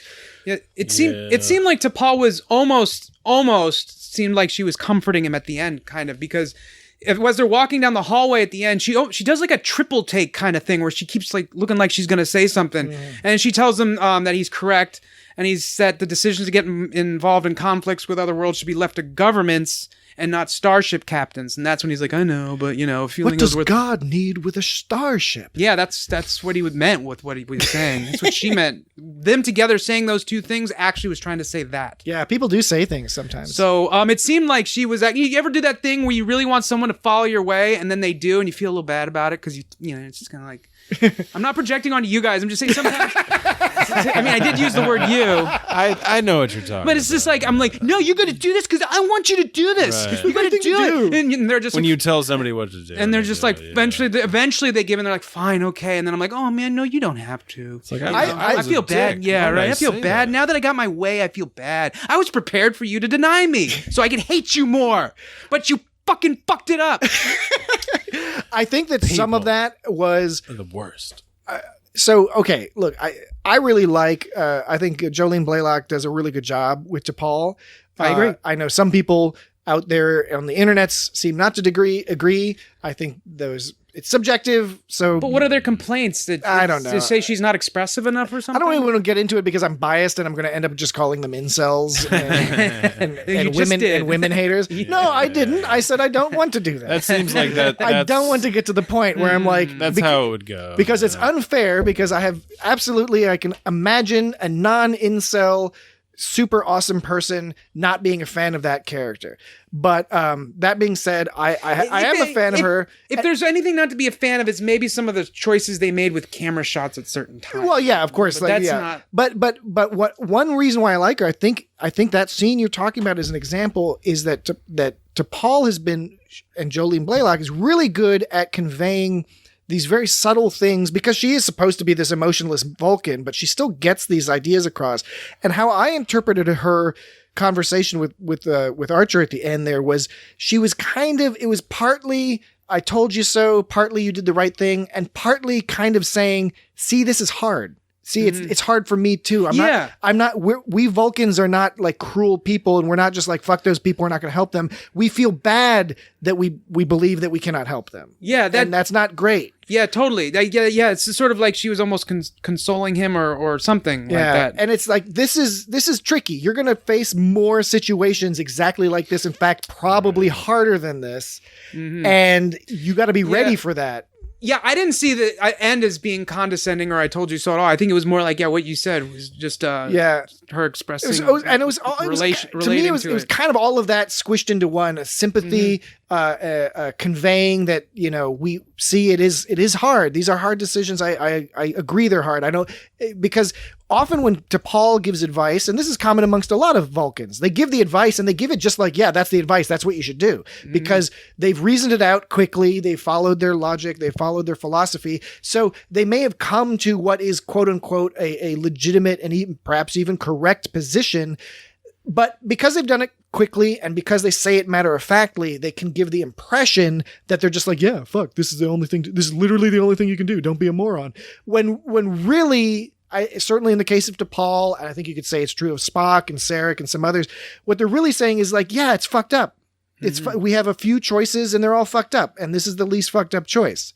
The Vulcans just don't put it that way. And they just kind of say it matter-of-factly. I mean, we know people like this in real human life. Real world human life that does still exist out there for all of you who are locked down in quarantine. It's true. The people we are out there, we are real humans speaking to you right now. Right. We are real humans. Yeah. Speaking to you. Dan has been working on an algorithm to automate the podcasting process by having just a computer do all the voices yet. It's not quite there, but we're getting there. And one day you won't have to listen to us. You can listen to digital recreations of us creating the conversation. It'll probably make a lot more sense. He can't keep his voice from sounding like this all the time. My name is Dan. Dan. My name is Computer Simulated Dan. I have to keep reminding you what my name is. Oh, look at me. I'm important. Don't look over there. Look at me. Yeah, don't fucking look over there, man. Yeah, that's what the robots always say. That's like every robot movie where the robot, like Terminator, Matrix, the robots are always like, hey, don't look over there. Don't look that way, man. Don't look that way. You'll fucking ruin our plan if you glance over there. You got to totally look in this direction. So when Zabral was talking about the extremely difficult maneuvers it took for them to fly out into space, they're like, we had to do some crazy space flying to. We don't get to see the maneuvers. We don't. No, we just see the shuttle down on the planet. Right. Yeah, we don't know what did they fly through a meteor field or whatever? But anyways, did you notice Reed's face? He goes like, "I'm a quick study," and he almost looked like he was laughing He was or just something. like, listen, dude. He was. The face he made was crazy. It was such a weird face. You don't know who you're dealing with. Yeah. Do you think Dominic Keating was just like, this line's stupid? Yeah, it looked like he was looking at a cue card and smirking at the cameraman or something. And I got, Clancy Brown is a known famous actor, particularly a famous genre actor. And so this young man, Dominic Keating, the actor, is standing across from a giant who's both a giant in the industry and a giant physically. And he's got to talk back to him. Yeah. Like it's got to be a bit of an awkward situation. That guy's huge. Yeah. He was looking away a couple of times, though. Awkwardly, it kept looking like he kept finding some other point to look at. Maybe that was just Who are you talking about? Reed? Yeah, maybe that was just a character feeling weird about talking to like, big man. But it had this feeling like it looked like a stage, like a multi-camera thing, or something. Or when the news person multi-camera. It looked like when the news person looked at the other camera that it hasn't switched to yet. Oh yeah, when they did that a turn couple and then times. it switches. Yeah, that's what it looked like a couple times. Channel 5 News, Action News. I think he did just think the line was kind of stupid. He's like, what is this shit? He's like, this is episode 24. Just got a couple of more of these to bang out. Yeah, and then he was talking about if we increased our altitude, this would go a lot faster. And that's when Zabral goes, there was something cool about when you were talking about how he looked all awesome. There was something about when he was in that ship, he's all going like, we would also risk being detected, Yeah. And it was just, he was all shuffling his robes around. Watch that scene again when they're all looking for him at the end. He's like, we would also risk being detected. Put your eyes on Zabral the whole time, because when, what's her name? Balana? No, not Balana. T'Pol? Blaylock? T'Pol. I was thinking Blaylock and Balana. T'Pol. It's a free country. You can think whatever you want. When they find it, and she goes, for now. When she goes, she points out the area, she goes like, bearing 115 Mark III, and he all looks at her like, what the fuck did she just say? But that's not what he's saying. It's just when you ever do that where you look at the background character who's reacting to the thing that the foreground character does, and it looks really awkward because they make all these super expressions and it's all It's weird. got background characters. So yeah, and so With look at Dan. And so yeah, when he's making some good gestures. He's all shuffling his robe, like I said before, and he's making some gestures. That scene, I like that. I thought it was really expressive, and I thought it was very fascinating to watch. What's his name? Clancy Brown. Clancy Brown. Yeah. He is great in that he's always doing something, like you said, but not in this episode. As an actor, he's just always engaging, always drawing your eye to him. He's just got that experience to do that. And what was interesting, I totally understand why they did it. It's not a problem, but it was interesting that when, you have Zabral and you have Zabral's men, and you can't remember a single one of them.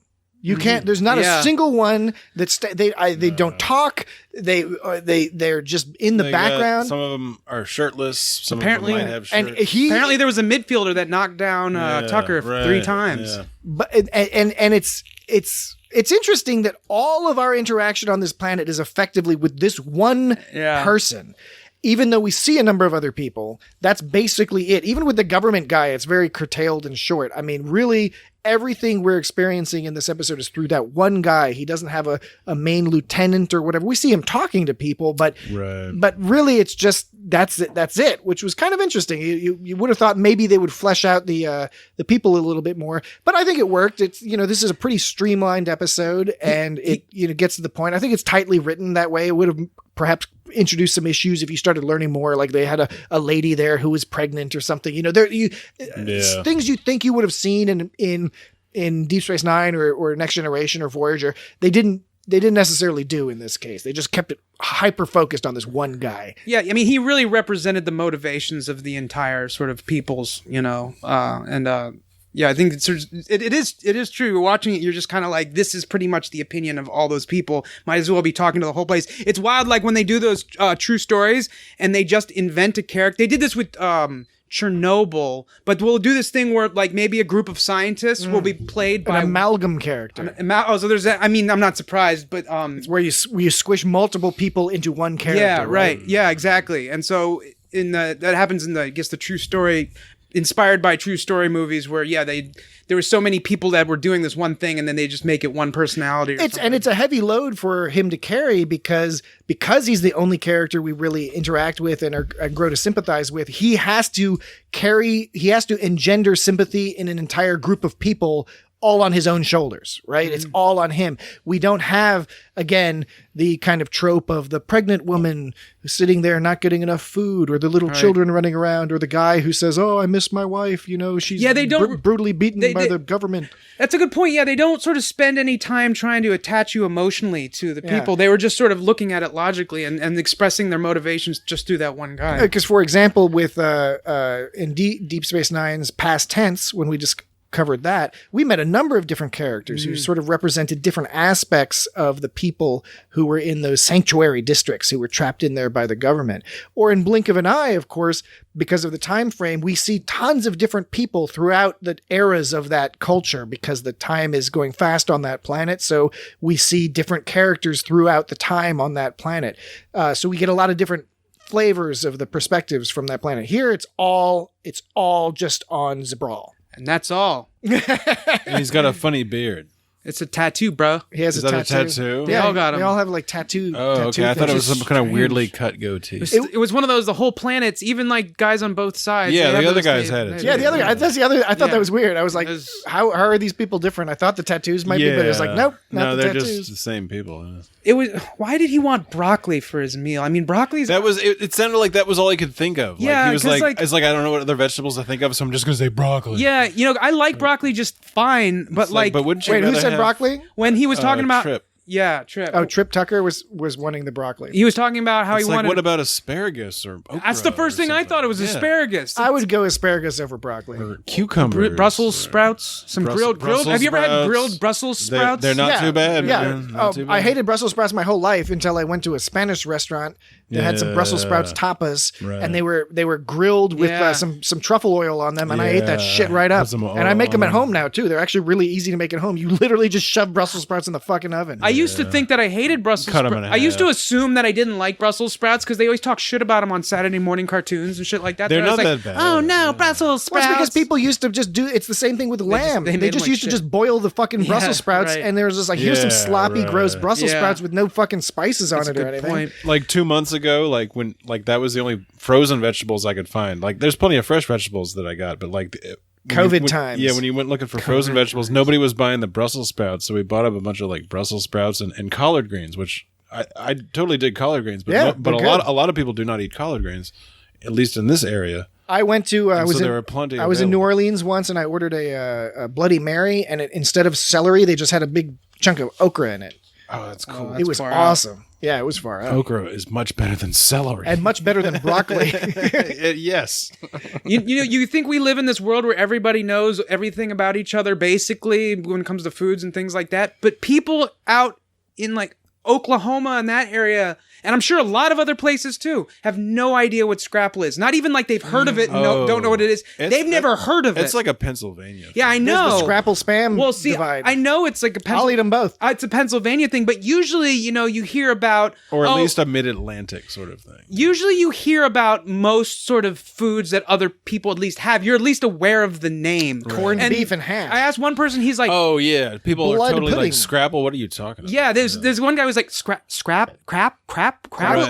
Like I was talking Scrapple will alien. make you You don't grapple. even have to go too far before that starts to happen. Yeah, Like, and I mean, it's not like you need to know what it is, but I was just amazing that people haven't heard it. And I'm not criticizing anyone else. If anything, I'm criticizing my own ignorance for assuming that people would know such a thing. even just like if you just go to the other side of Virginia and they're like, what are you talking? Scrapple? yeah, that's What is it? crazy. Well, it's you go plenty of places in the United States and you ask for a 7-Eleven and they're like, "What the fuck are you talking about?" Yeah. Meanwhile, you go to Japan or Korea, the Japanese company bought 7-Eleven in the 80s, I think. So they have tons of 7-Elevens all over Asia. Sweden had 7-Eleven. Yeah, you go to places in Florida and stuff. There's just no such thing as a 7-Eleven. I wonder what our Circle British K. friends think. British friends, I don't think there's any 7-Elevens in England. I didn't see any. No. They got Burger King. They got McDonald's.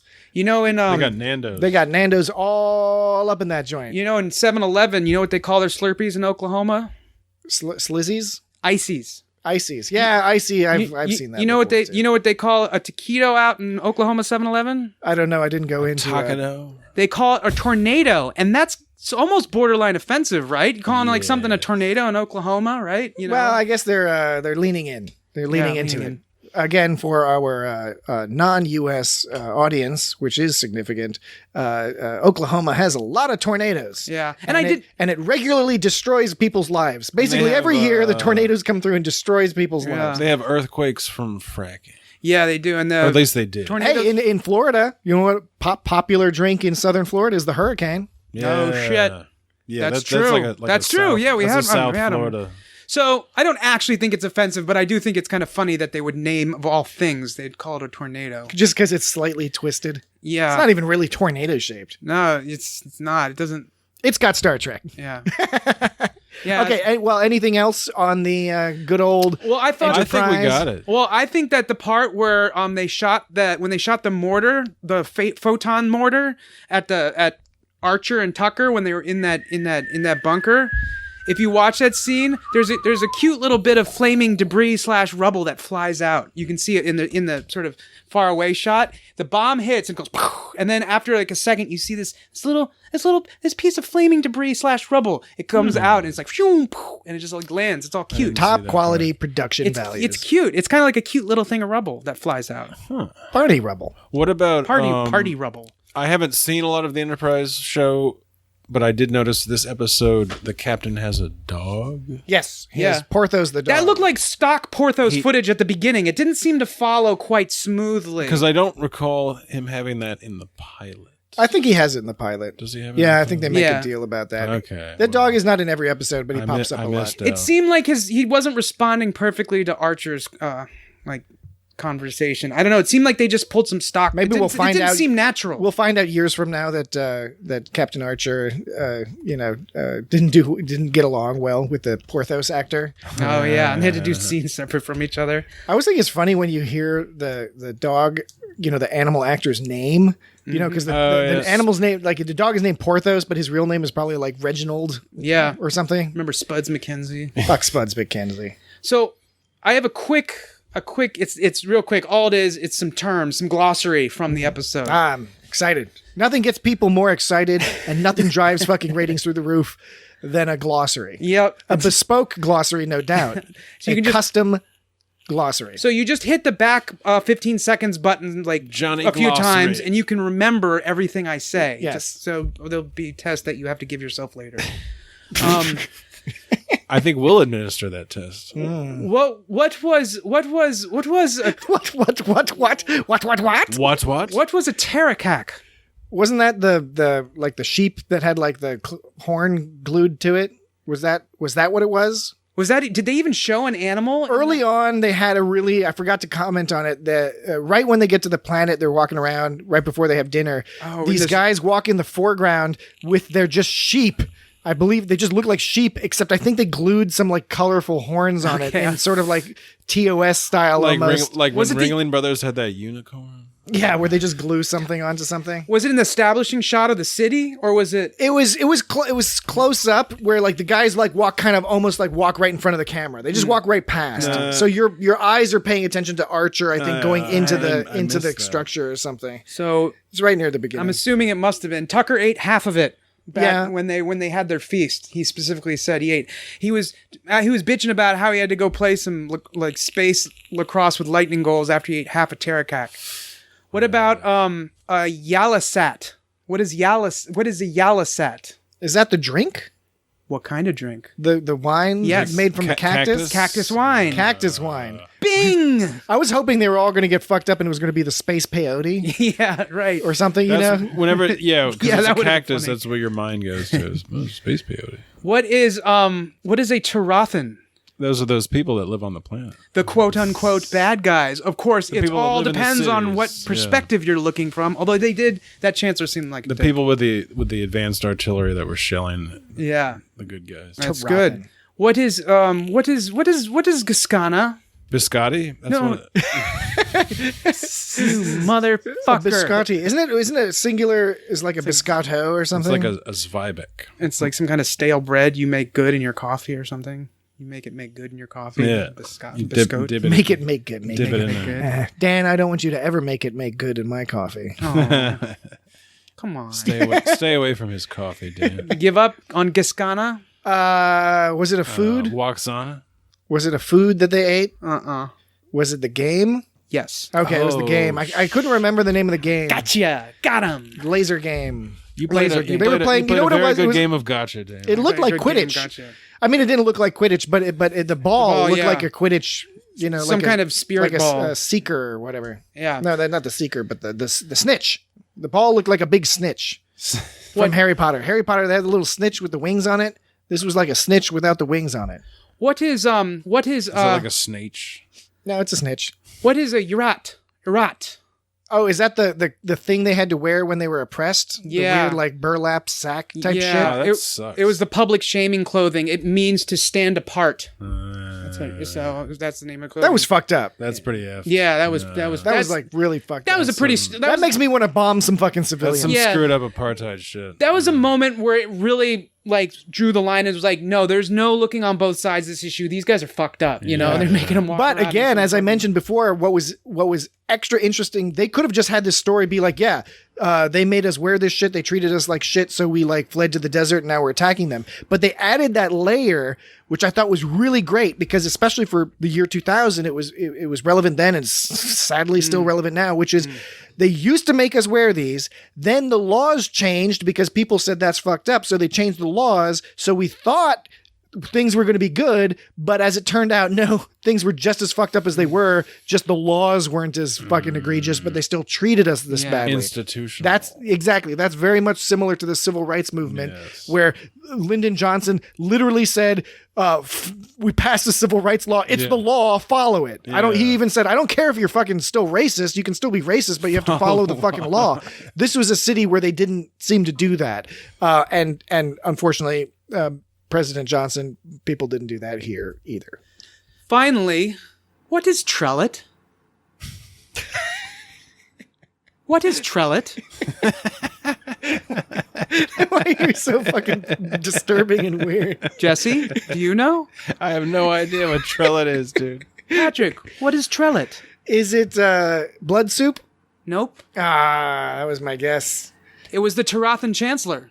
Oh, the name of the dude. Yeah, I tricked you. Trellit. I was Trellit. I was being sneaky. Hey, I'm Trellit. I'm just a 'Cause you regular could- old Tarathan you over could've here named said- Trellit. Could've Trellit. said- It's a family name. My dad was named Trellit, and his father before him was named look, Trellit. I'm Trellit Jr. I'm Trellit the Third. They call me Trip Trellit. Trip Trellit the Third. You can trellit. I can smell it. Yeah, so that was my game. I think my that was a fun good game. That was pretty good. All right. got you I a like couple that of them. game. Yeah, I We got should you. play let's play that game next week. Okay, That's a we'll good play the game. same one. They talked about being in Australia for 2 weeks drinking sweat. They didn't mention that they drank pee, which you know they drank. Of course they drank pee. And that You're is- gonna get more pee that than sweat. is- If that was if that was done today on Discovery or Picard, they would have said they drank pee. I even think they would have said that on Next Generation, maybe even Deep Space Nine. I think that because for folks, Enterprise was a more puritanical era. yeah. So Enterprise and this might sound contradictory because of all the sexy T'Pol and sexy Archer and Trip with their shirts off and rubbing each other. The time period around 2000, I mean, there's the Janet Jackson nipple debacle, all this other stuff. There was this weird confluence where on the one hand, it was okay to like do this over sexualizing in a certain context, but then in these other ways being all Puritan, like you can't mention the word pee on TV. Nobody's drinking pee. Yeah, no, you can't say they drink pee. No way. No way. Meanwhile, on Better Call Saul, because they left that out of 13th Warrior. Because that's in the book of 13th Warrior where they're fucking drinking pee. They left it out of the movie. And they left it out of the movie. in season 5 of Better Call Saul, there's basically a whole episode centered on him just drinking his own piss, Having to come to terms. yeah, like that's the bulk of the episode is him trying to like dealing with the fact that he's just got to drink a big old thing of his yellow dehydrated piss, like not even good piss. You know, like bad fucking piss. You know, walking in the fucking not the good piss. New Mexico desert piss. So times, you know, we are living through rough times in some ways, but at least we've advanced to the point where if Captain Archer was alive today, he could. Well, that doesn't make any sense. I don't know how to interpret that. If the television program was on today, Captain Archer could have just gleefully commented about like, "Hey Trip, remember that time we just had to drink each other's piss? Yeah. Remember that time you peed in my mouth? Remember that time you peed in that snake and then we had to eat the snake and we had to like drink the piss out of the snake? We had to wring the piss out of the snake. And by the way, Trip, come on. Snake is not bad. Yeah, I know. How bad could that be? I've had snake. It's tasty. It's not bad. I mean, it's fine. You maybe it's not the most amazing thing, but it's just white meat. Right? Yeah, it's like fucking chicken. It's like lizard chicken. It's like crocodile lizard. meat. Yeah, you know, crocodile meat's pretty good. Alligator. I've had alligator. Alligator tail, pretty good. Yeah. Yeah, but it seems there's been a little bit of maturity now that we can talk more about the realistic sort of nature of what you would do. And now that we've grown up a little bit, we can say without giggling, we would drink our own piss. Maybe other people. Okay, so I think we all giggled. Wow. Pee pee. Drink the pee pee. Drink the pee pee. Don't eat the poo. How do you get it in your mouth? You pee pee in your mouth. You pee pee, but don't eat your poo poo. Yeah. Don't ever eat your poo poo. Gratuitous butt shot, so that's really mature. Do you have to like stand on your head and like pee in your mouth? I think you could use a receptacle. Ideally. I'm skeptical. In the desert? The skeptical receptacle. That's right. That was an old podcast idea we had. Never actually pursued that one. Look at those ribs. All right. Well, that was a good episode. Enterprise. We got a lot of podcasts out of that episode. Enterprise is bruised your ribs? It's a fun show. Season 1's really great. If folks out there, I've been noticing a lot of people asking the question on Facebook groups and Twitter and stuff. People saying like, "Is Enterprise worth watching? Should I watch it?" I think that a lot of those folks are they're Star Trek fans. They especially during the COVID situation where people are watching a lot of Netflix and stuff. I have no doubt people are just running through TNG and they've run through everything else, and so now they're like, "Oh, is it worth starting?" Yeah, it's totally worth starting. Enterprise, unfortunately, was canceled after 4 seasons, just as the world building was starting to coalesce into some interesting stuff. Just as that was happening, and it resulted in no justice. Just as it was happening, just is. It got ended, so there was no justice. Yeah, that's one perspective on it. Just was. But I was doing the thing. But Enterprise is what I was doing there, Jesse? I saw what you were doing. Yeah, Enterprise is wholly worth watching, and the thing about, and again, this is subjective. When people ask me about Enterprise, I tend to say that Enterprise rarely reaches the heights of some of the other shows. Like you don't have as many, or some would argue even any episodes that rise to the level of In the Pale Moonlight, or Best of Both Worlds, or anything like that. It doesn't quite reach those heights, but it also doesn't reach the lows. There aren't really bad episodes of Enterprise. There are some that are maybe a little boring. I will say that here and there's some boring ones, but I was kind of bored by this one. And it is an older, it is that weird style of storytelling where it's mature Star Trek, but it's before prestige TV. So it's in this weird little area. So yeah, you're not going to watch every episode and be like, my mind has been fucking blown. But if you're a Star Trek fan, you're going to get a lot of cool lore. You're going to have some cool stories. Some of the stories are really, really interesting. And are departures from what we're used to seeing in Star Trek. Scott Bakula is great. Connor Trinneer is great. Jolene Blaylock's great. There's a great interaction between them. And more importantly, if you're just an uber nerd like we are, even the parts that are, even if you're going to have to go through some episodes that are just not the most exciting or interesting, there is enough of the lore of Star Trek that's laid down during Enterprise that is referenced later.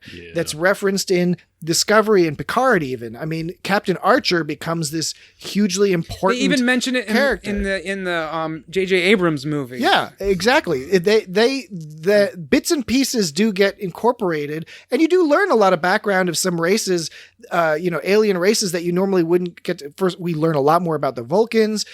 You'll never see more Andorians anywhere else. Yeah, I like that they embraced that. I like that they embraced the Andorians. And they have Jeffrey Combs is playing Shran, the lead Andorian, who is really, really great. I mean, Jeffrey Combs is great in everything he does. I love how they put effort into like their antenna. Antenna or whatever you call I was them, watching an episode with my wife. Proboscis? Is it a proboscis? I don't know. No, because that's a tongue. That's a nose. That's got to be a nose or tongue. Oh, okay. Yeah. My bad. The antenna, my wife and I were watching an episode with a female Andorian who was kind of flirting up with Lieutenant Reed, and my wife was like, "Ooh, her antenna are having all sorts of fun. She must like him." And she caught it before I did. I was like, "Yeah, I guess you're right. You got those wiggly little gyrating antenna." But anyway, Enterprise you only saw Andorians on like the animated series, and TOS had Andorians. A bit of TOS. TNG, no Andorians. Deep Space Nine, no Andorians. I don't recall any. During Andorians. the time of TNG, it almost seemed like campy. It's the idea of it seemed too campy for Star Trek at that point. But when you see it I know, but it works in Enterprise. Yeah, it works in Enterprise, and I think it would have worked in TNG. Maybe they just thought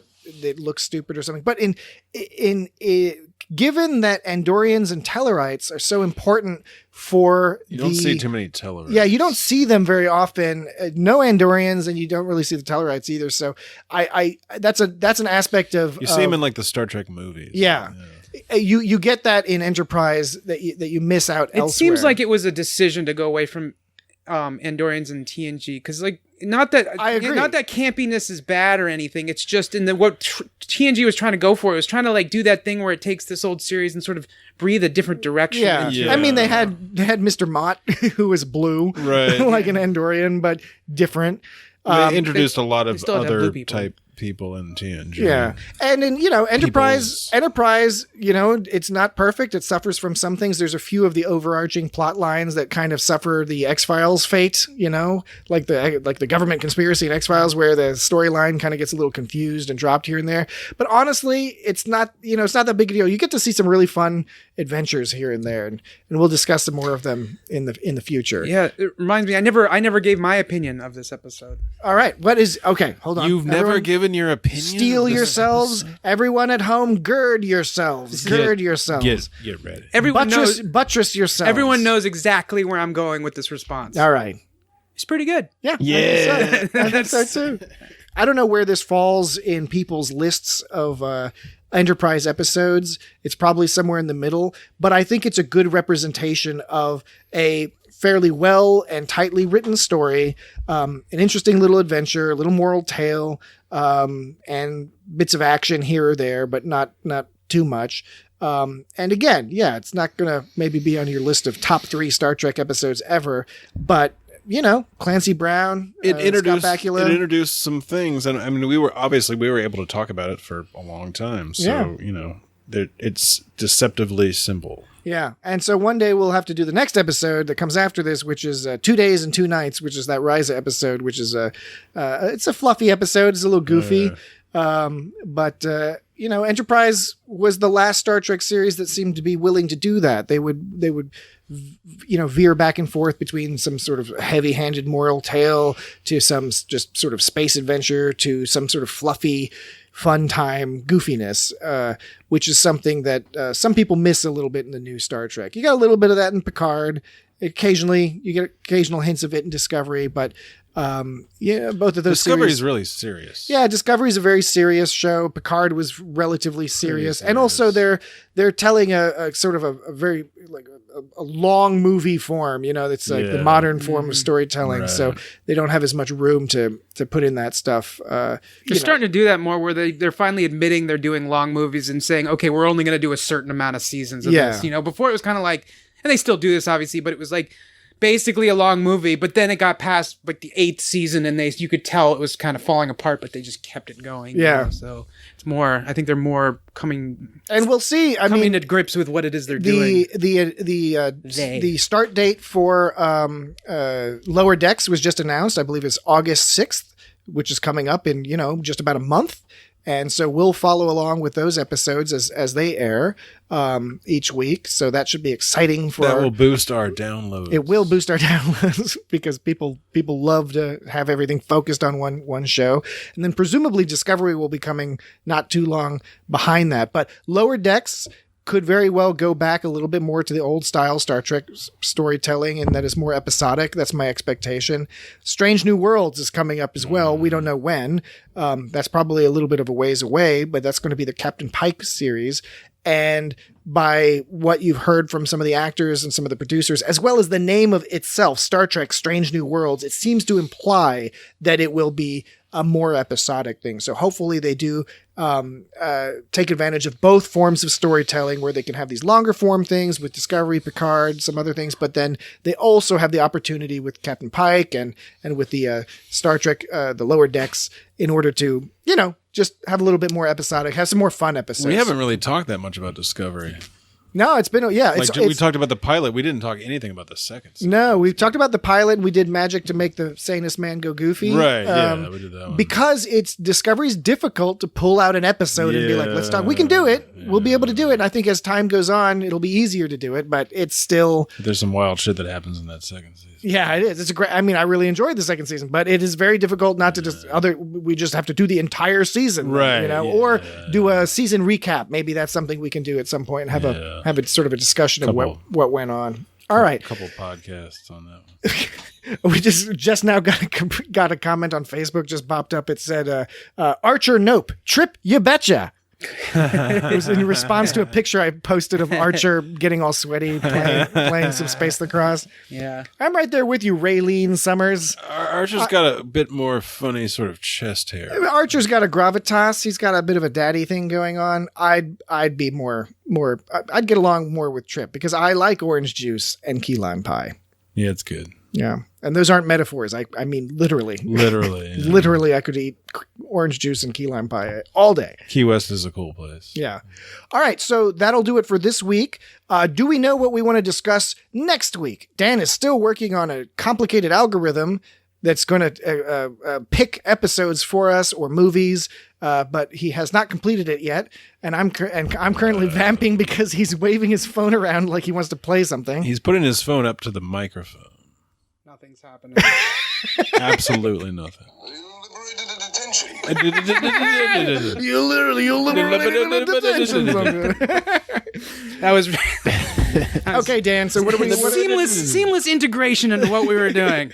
That's how a pro does it. What are we going to discuss next week? Because in a few weeks we can do a preview of the Lower Decks and then do Lower Decks for a while. But the next couple of weeks we still got to discuss other stuff, episodes, movies, whatever. So I don't know. I mean, Phantasm. There was we probably won't do this, but what was the episode that you were talking about? TOS. Oh, the wink of an eye? Yeah. I wouldn't be against doing that because it's been a while since we saw this video. Even I don't mind. Sometimes I know it's not supposed to be a great episode, but sometimes that's more fun to talk about. Yeah. As opposed to be like the inner light. Oh, it's great. Yeah, I really liked it. Yeah, it was really good how they made a good episode. Yeah.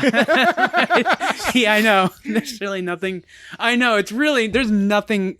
I don't know what I would say for an episode about it. I'm sure we'd come up with something, but at the same time, I would just feel like it's just kind of like, little, self-gratifying. Yeah, I mean, hey, for the folks out there who want to hear us talk about, okay, if you want us to talk about, it's so brilliant, and we're brilliant because we think it's brilliant, and it's like you can let us know. You can always. We love recommendations, so please feel free to send in recommendations. Let us know by Monday. But I'm perfectly happy if you want to do because we haven't done. We're due for some. We haven't done that much too. So. We could do a wink of an eye and have some fun doing that. I'd be keen on that. And we would thank our listener. Who's this person? I forget their name. We haven't done TOS in a while. And there's also the animated series too. But are we already? Yeah, we just did the first couple episodes of that. I mean, I love the anime. How about this? Let's do a wink of an eye next week. And then after that, we'll do something else. Maybe we'll do, I know Jesse's been champing at the bit to do Phantasm, which is I love that episode. So maybe we can do that the next week. Oh, yeah, that's cool. And then we can do, leading into Lower Decks, let's talk about some of the TAS episodes. Yeah, the that animated would series, be cool. Yeah. And then what our expectations are for Lower Decks and kind of, what the milieu is going to be around that. Lower Decks is Mike McMahon was the head writer on Rick and Morty. He's the one leading up that show. So there's a lot of high expectations for it. It's going to be an adult oriented cartoon, and I don't mean Rule 34 Zelda porn, but just sort of an adult mindset. Which, by the way, some F words and some C words and shit. The animated series was also really that. It was often presented as a kids show. It was when I watched it in it was reruns, on Nickelodeon. Yeah, it was on Nickelodeon. It was presented as a kids show, but when you listen to the producers, they said we were not making a kids show. We were making the next season. We were making the fourth season of the original series. So anyway, does that sound good to you guys? Because we'll map out the next few weeks. I always forget, what's our mystery episode that our unreleased B-side? Oh yeah, we got our bank. We have a bank episode, Mirror Mirror. The Mirror Universe. Okay. And we're gonna do some more bank episodes. We'll probably talk more about the Mirror Universe because there's a bit of that to talk about. Oh yeah. Eventually we'll get to that. Yeah. And so we'll want to do more Mirror But Universe we've recorded episodes. one over the summer, I think. That's our bank episode for when something terrible happens. And then we're like, something terrible has happened, a terrible calamity. But we must get the content out there. Our listeners demand it. So gain some comfort from that fact that we have thought ahead about our listeners and recorded an entire episode. And it's a good episode. It's hilarious. We love you. We do. We do love you. We love you. A significant portion of you we are quite fond of. We love you. We love you. Yeah. I want some mustard. Wait, okay, I didn't get the mustard part. What did you say about mustard? I want some mustard. I don't know. It's just like it's fun to say. I've been talking to Mike, and he's always talking about mustard. So like now I say mustard a lot. All right. I'm not just like, hey guys, mustard. That'd be stupid. It's just it's fun to. It does come off that way though. Yeah, it was. Mustard's a funny word. Wow. I'm just saying, out of context, it comes off as like you're like, I don't want to be the guy who just starts talking about mustard. Well, yeah, okay. No, I'm not criticizing you. Fair point. I like it. Fair point. You make a fair point. I am a fan of mustard. No, I was just saying. My wife gets upset at the variety of mustards I maintain in the fridge. Even though I explained that different sausages and meats and different sandwiches require different sorts of mustard. You are totally in the right here. Fair point. Dijon. You got your spicy honey mustard. I did that thing where I backpedaled again. French's yellow mustard. I don't eat mustard, but if I did, there would be different mustards for different. Got the Chinese mustard. Yes. So I was just saying, because I said we love you. I was saying in a fun voice, and then I was thinking German hot mustard and German sweet mustard, depending on whether you're having Weisswurst or Bratwurst or vice versa. Exactly. I was just thinking about how sometimes it's certain syllables are fun to say, and so then I just syllabon. So it's like, like mustard. It's fun to go like mustard. Like motherfucker. Mustard. Cocksucker, motherfucker. Cocksucker. Toboggan. Mustard. Mustard. So and then I backpedaled that because I felt silly again. Yeah, you backpedaling right up. You're just pedaling backwards. I'm backpedaling my backpedaling. So backpedaling. In other words, you're not on a kid's bike. Oh, yeah, because you use the brakes. Because they got the back brakes. Yeah. Okay, fine. All right. So that okay. This week it's my fault. I apologize. I got that joke, and I don't even ride a bike. And I take full credit for fucking everything up this week. So it ended on you. You got the hot potato. So next week we will do the original series 3rd season episode. I can't remember which number. Wink of an Eye, which by all accounts is a bit rough, but we'll have fun with it. So give that a watch. We always do. Give that a watch and prepare, and we will have a fun discussion. And send us in comments on Facebook or Twitter or whatever. And Dan is going to tell you those various places you can send us those comments. Feedback at itsgotstartrek.com. Ugly bags of mostly water. But yes, you're right. Feedback at itsgotstartrek.com is the email.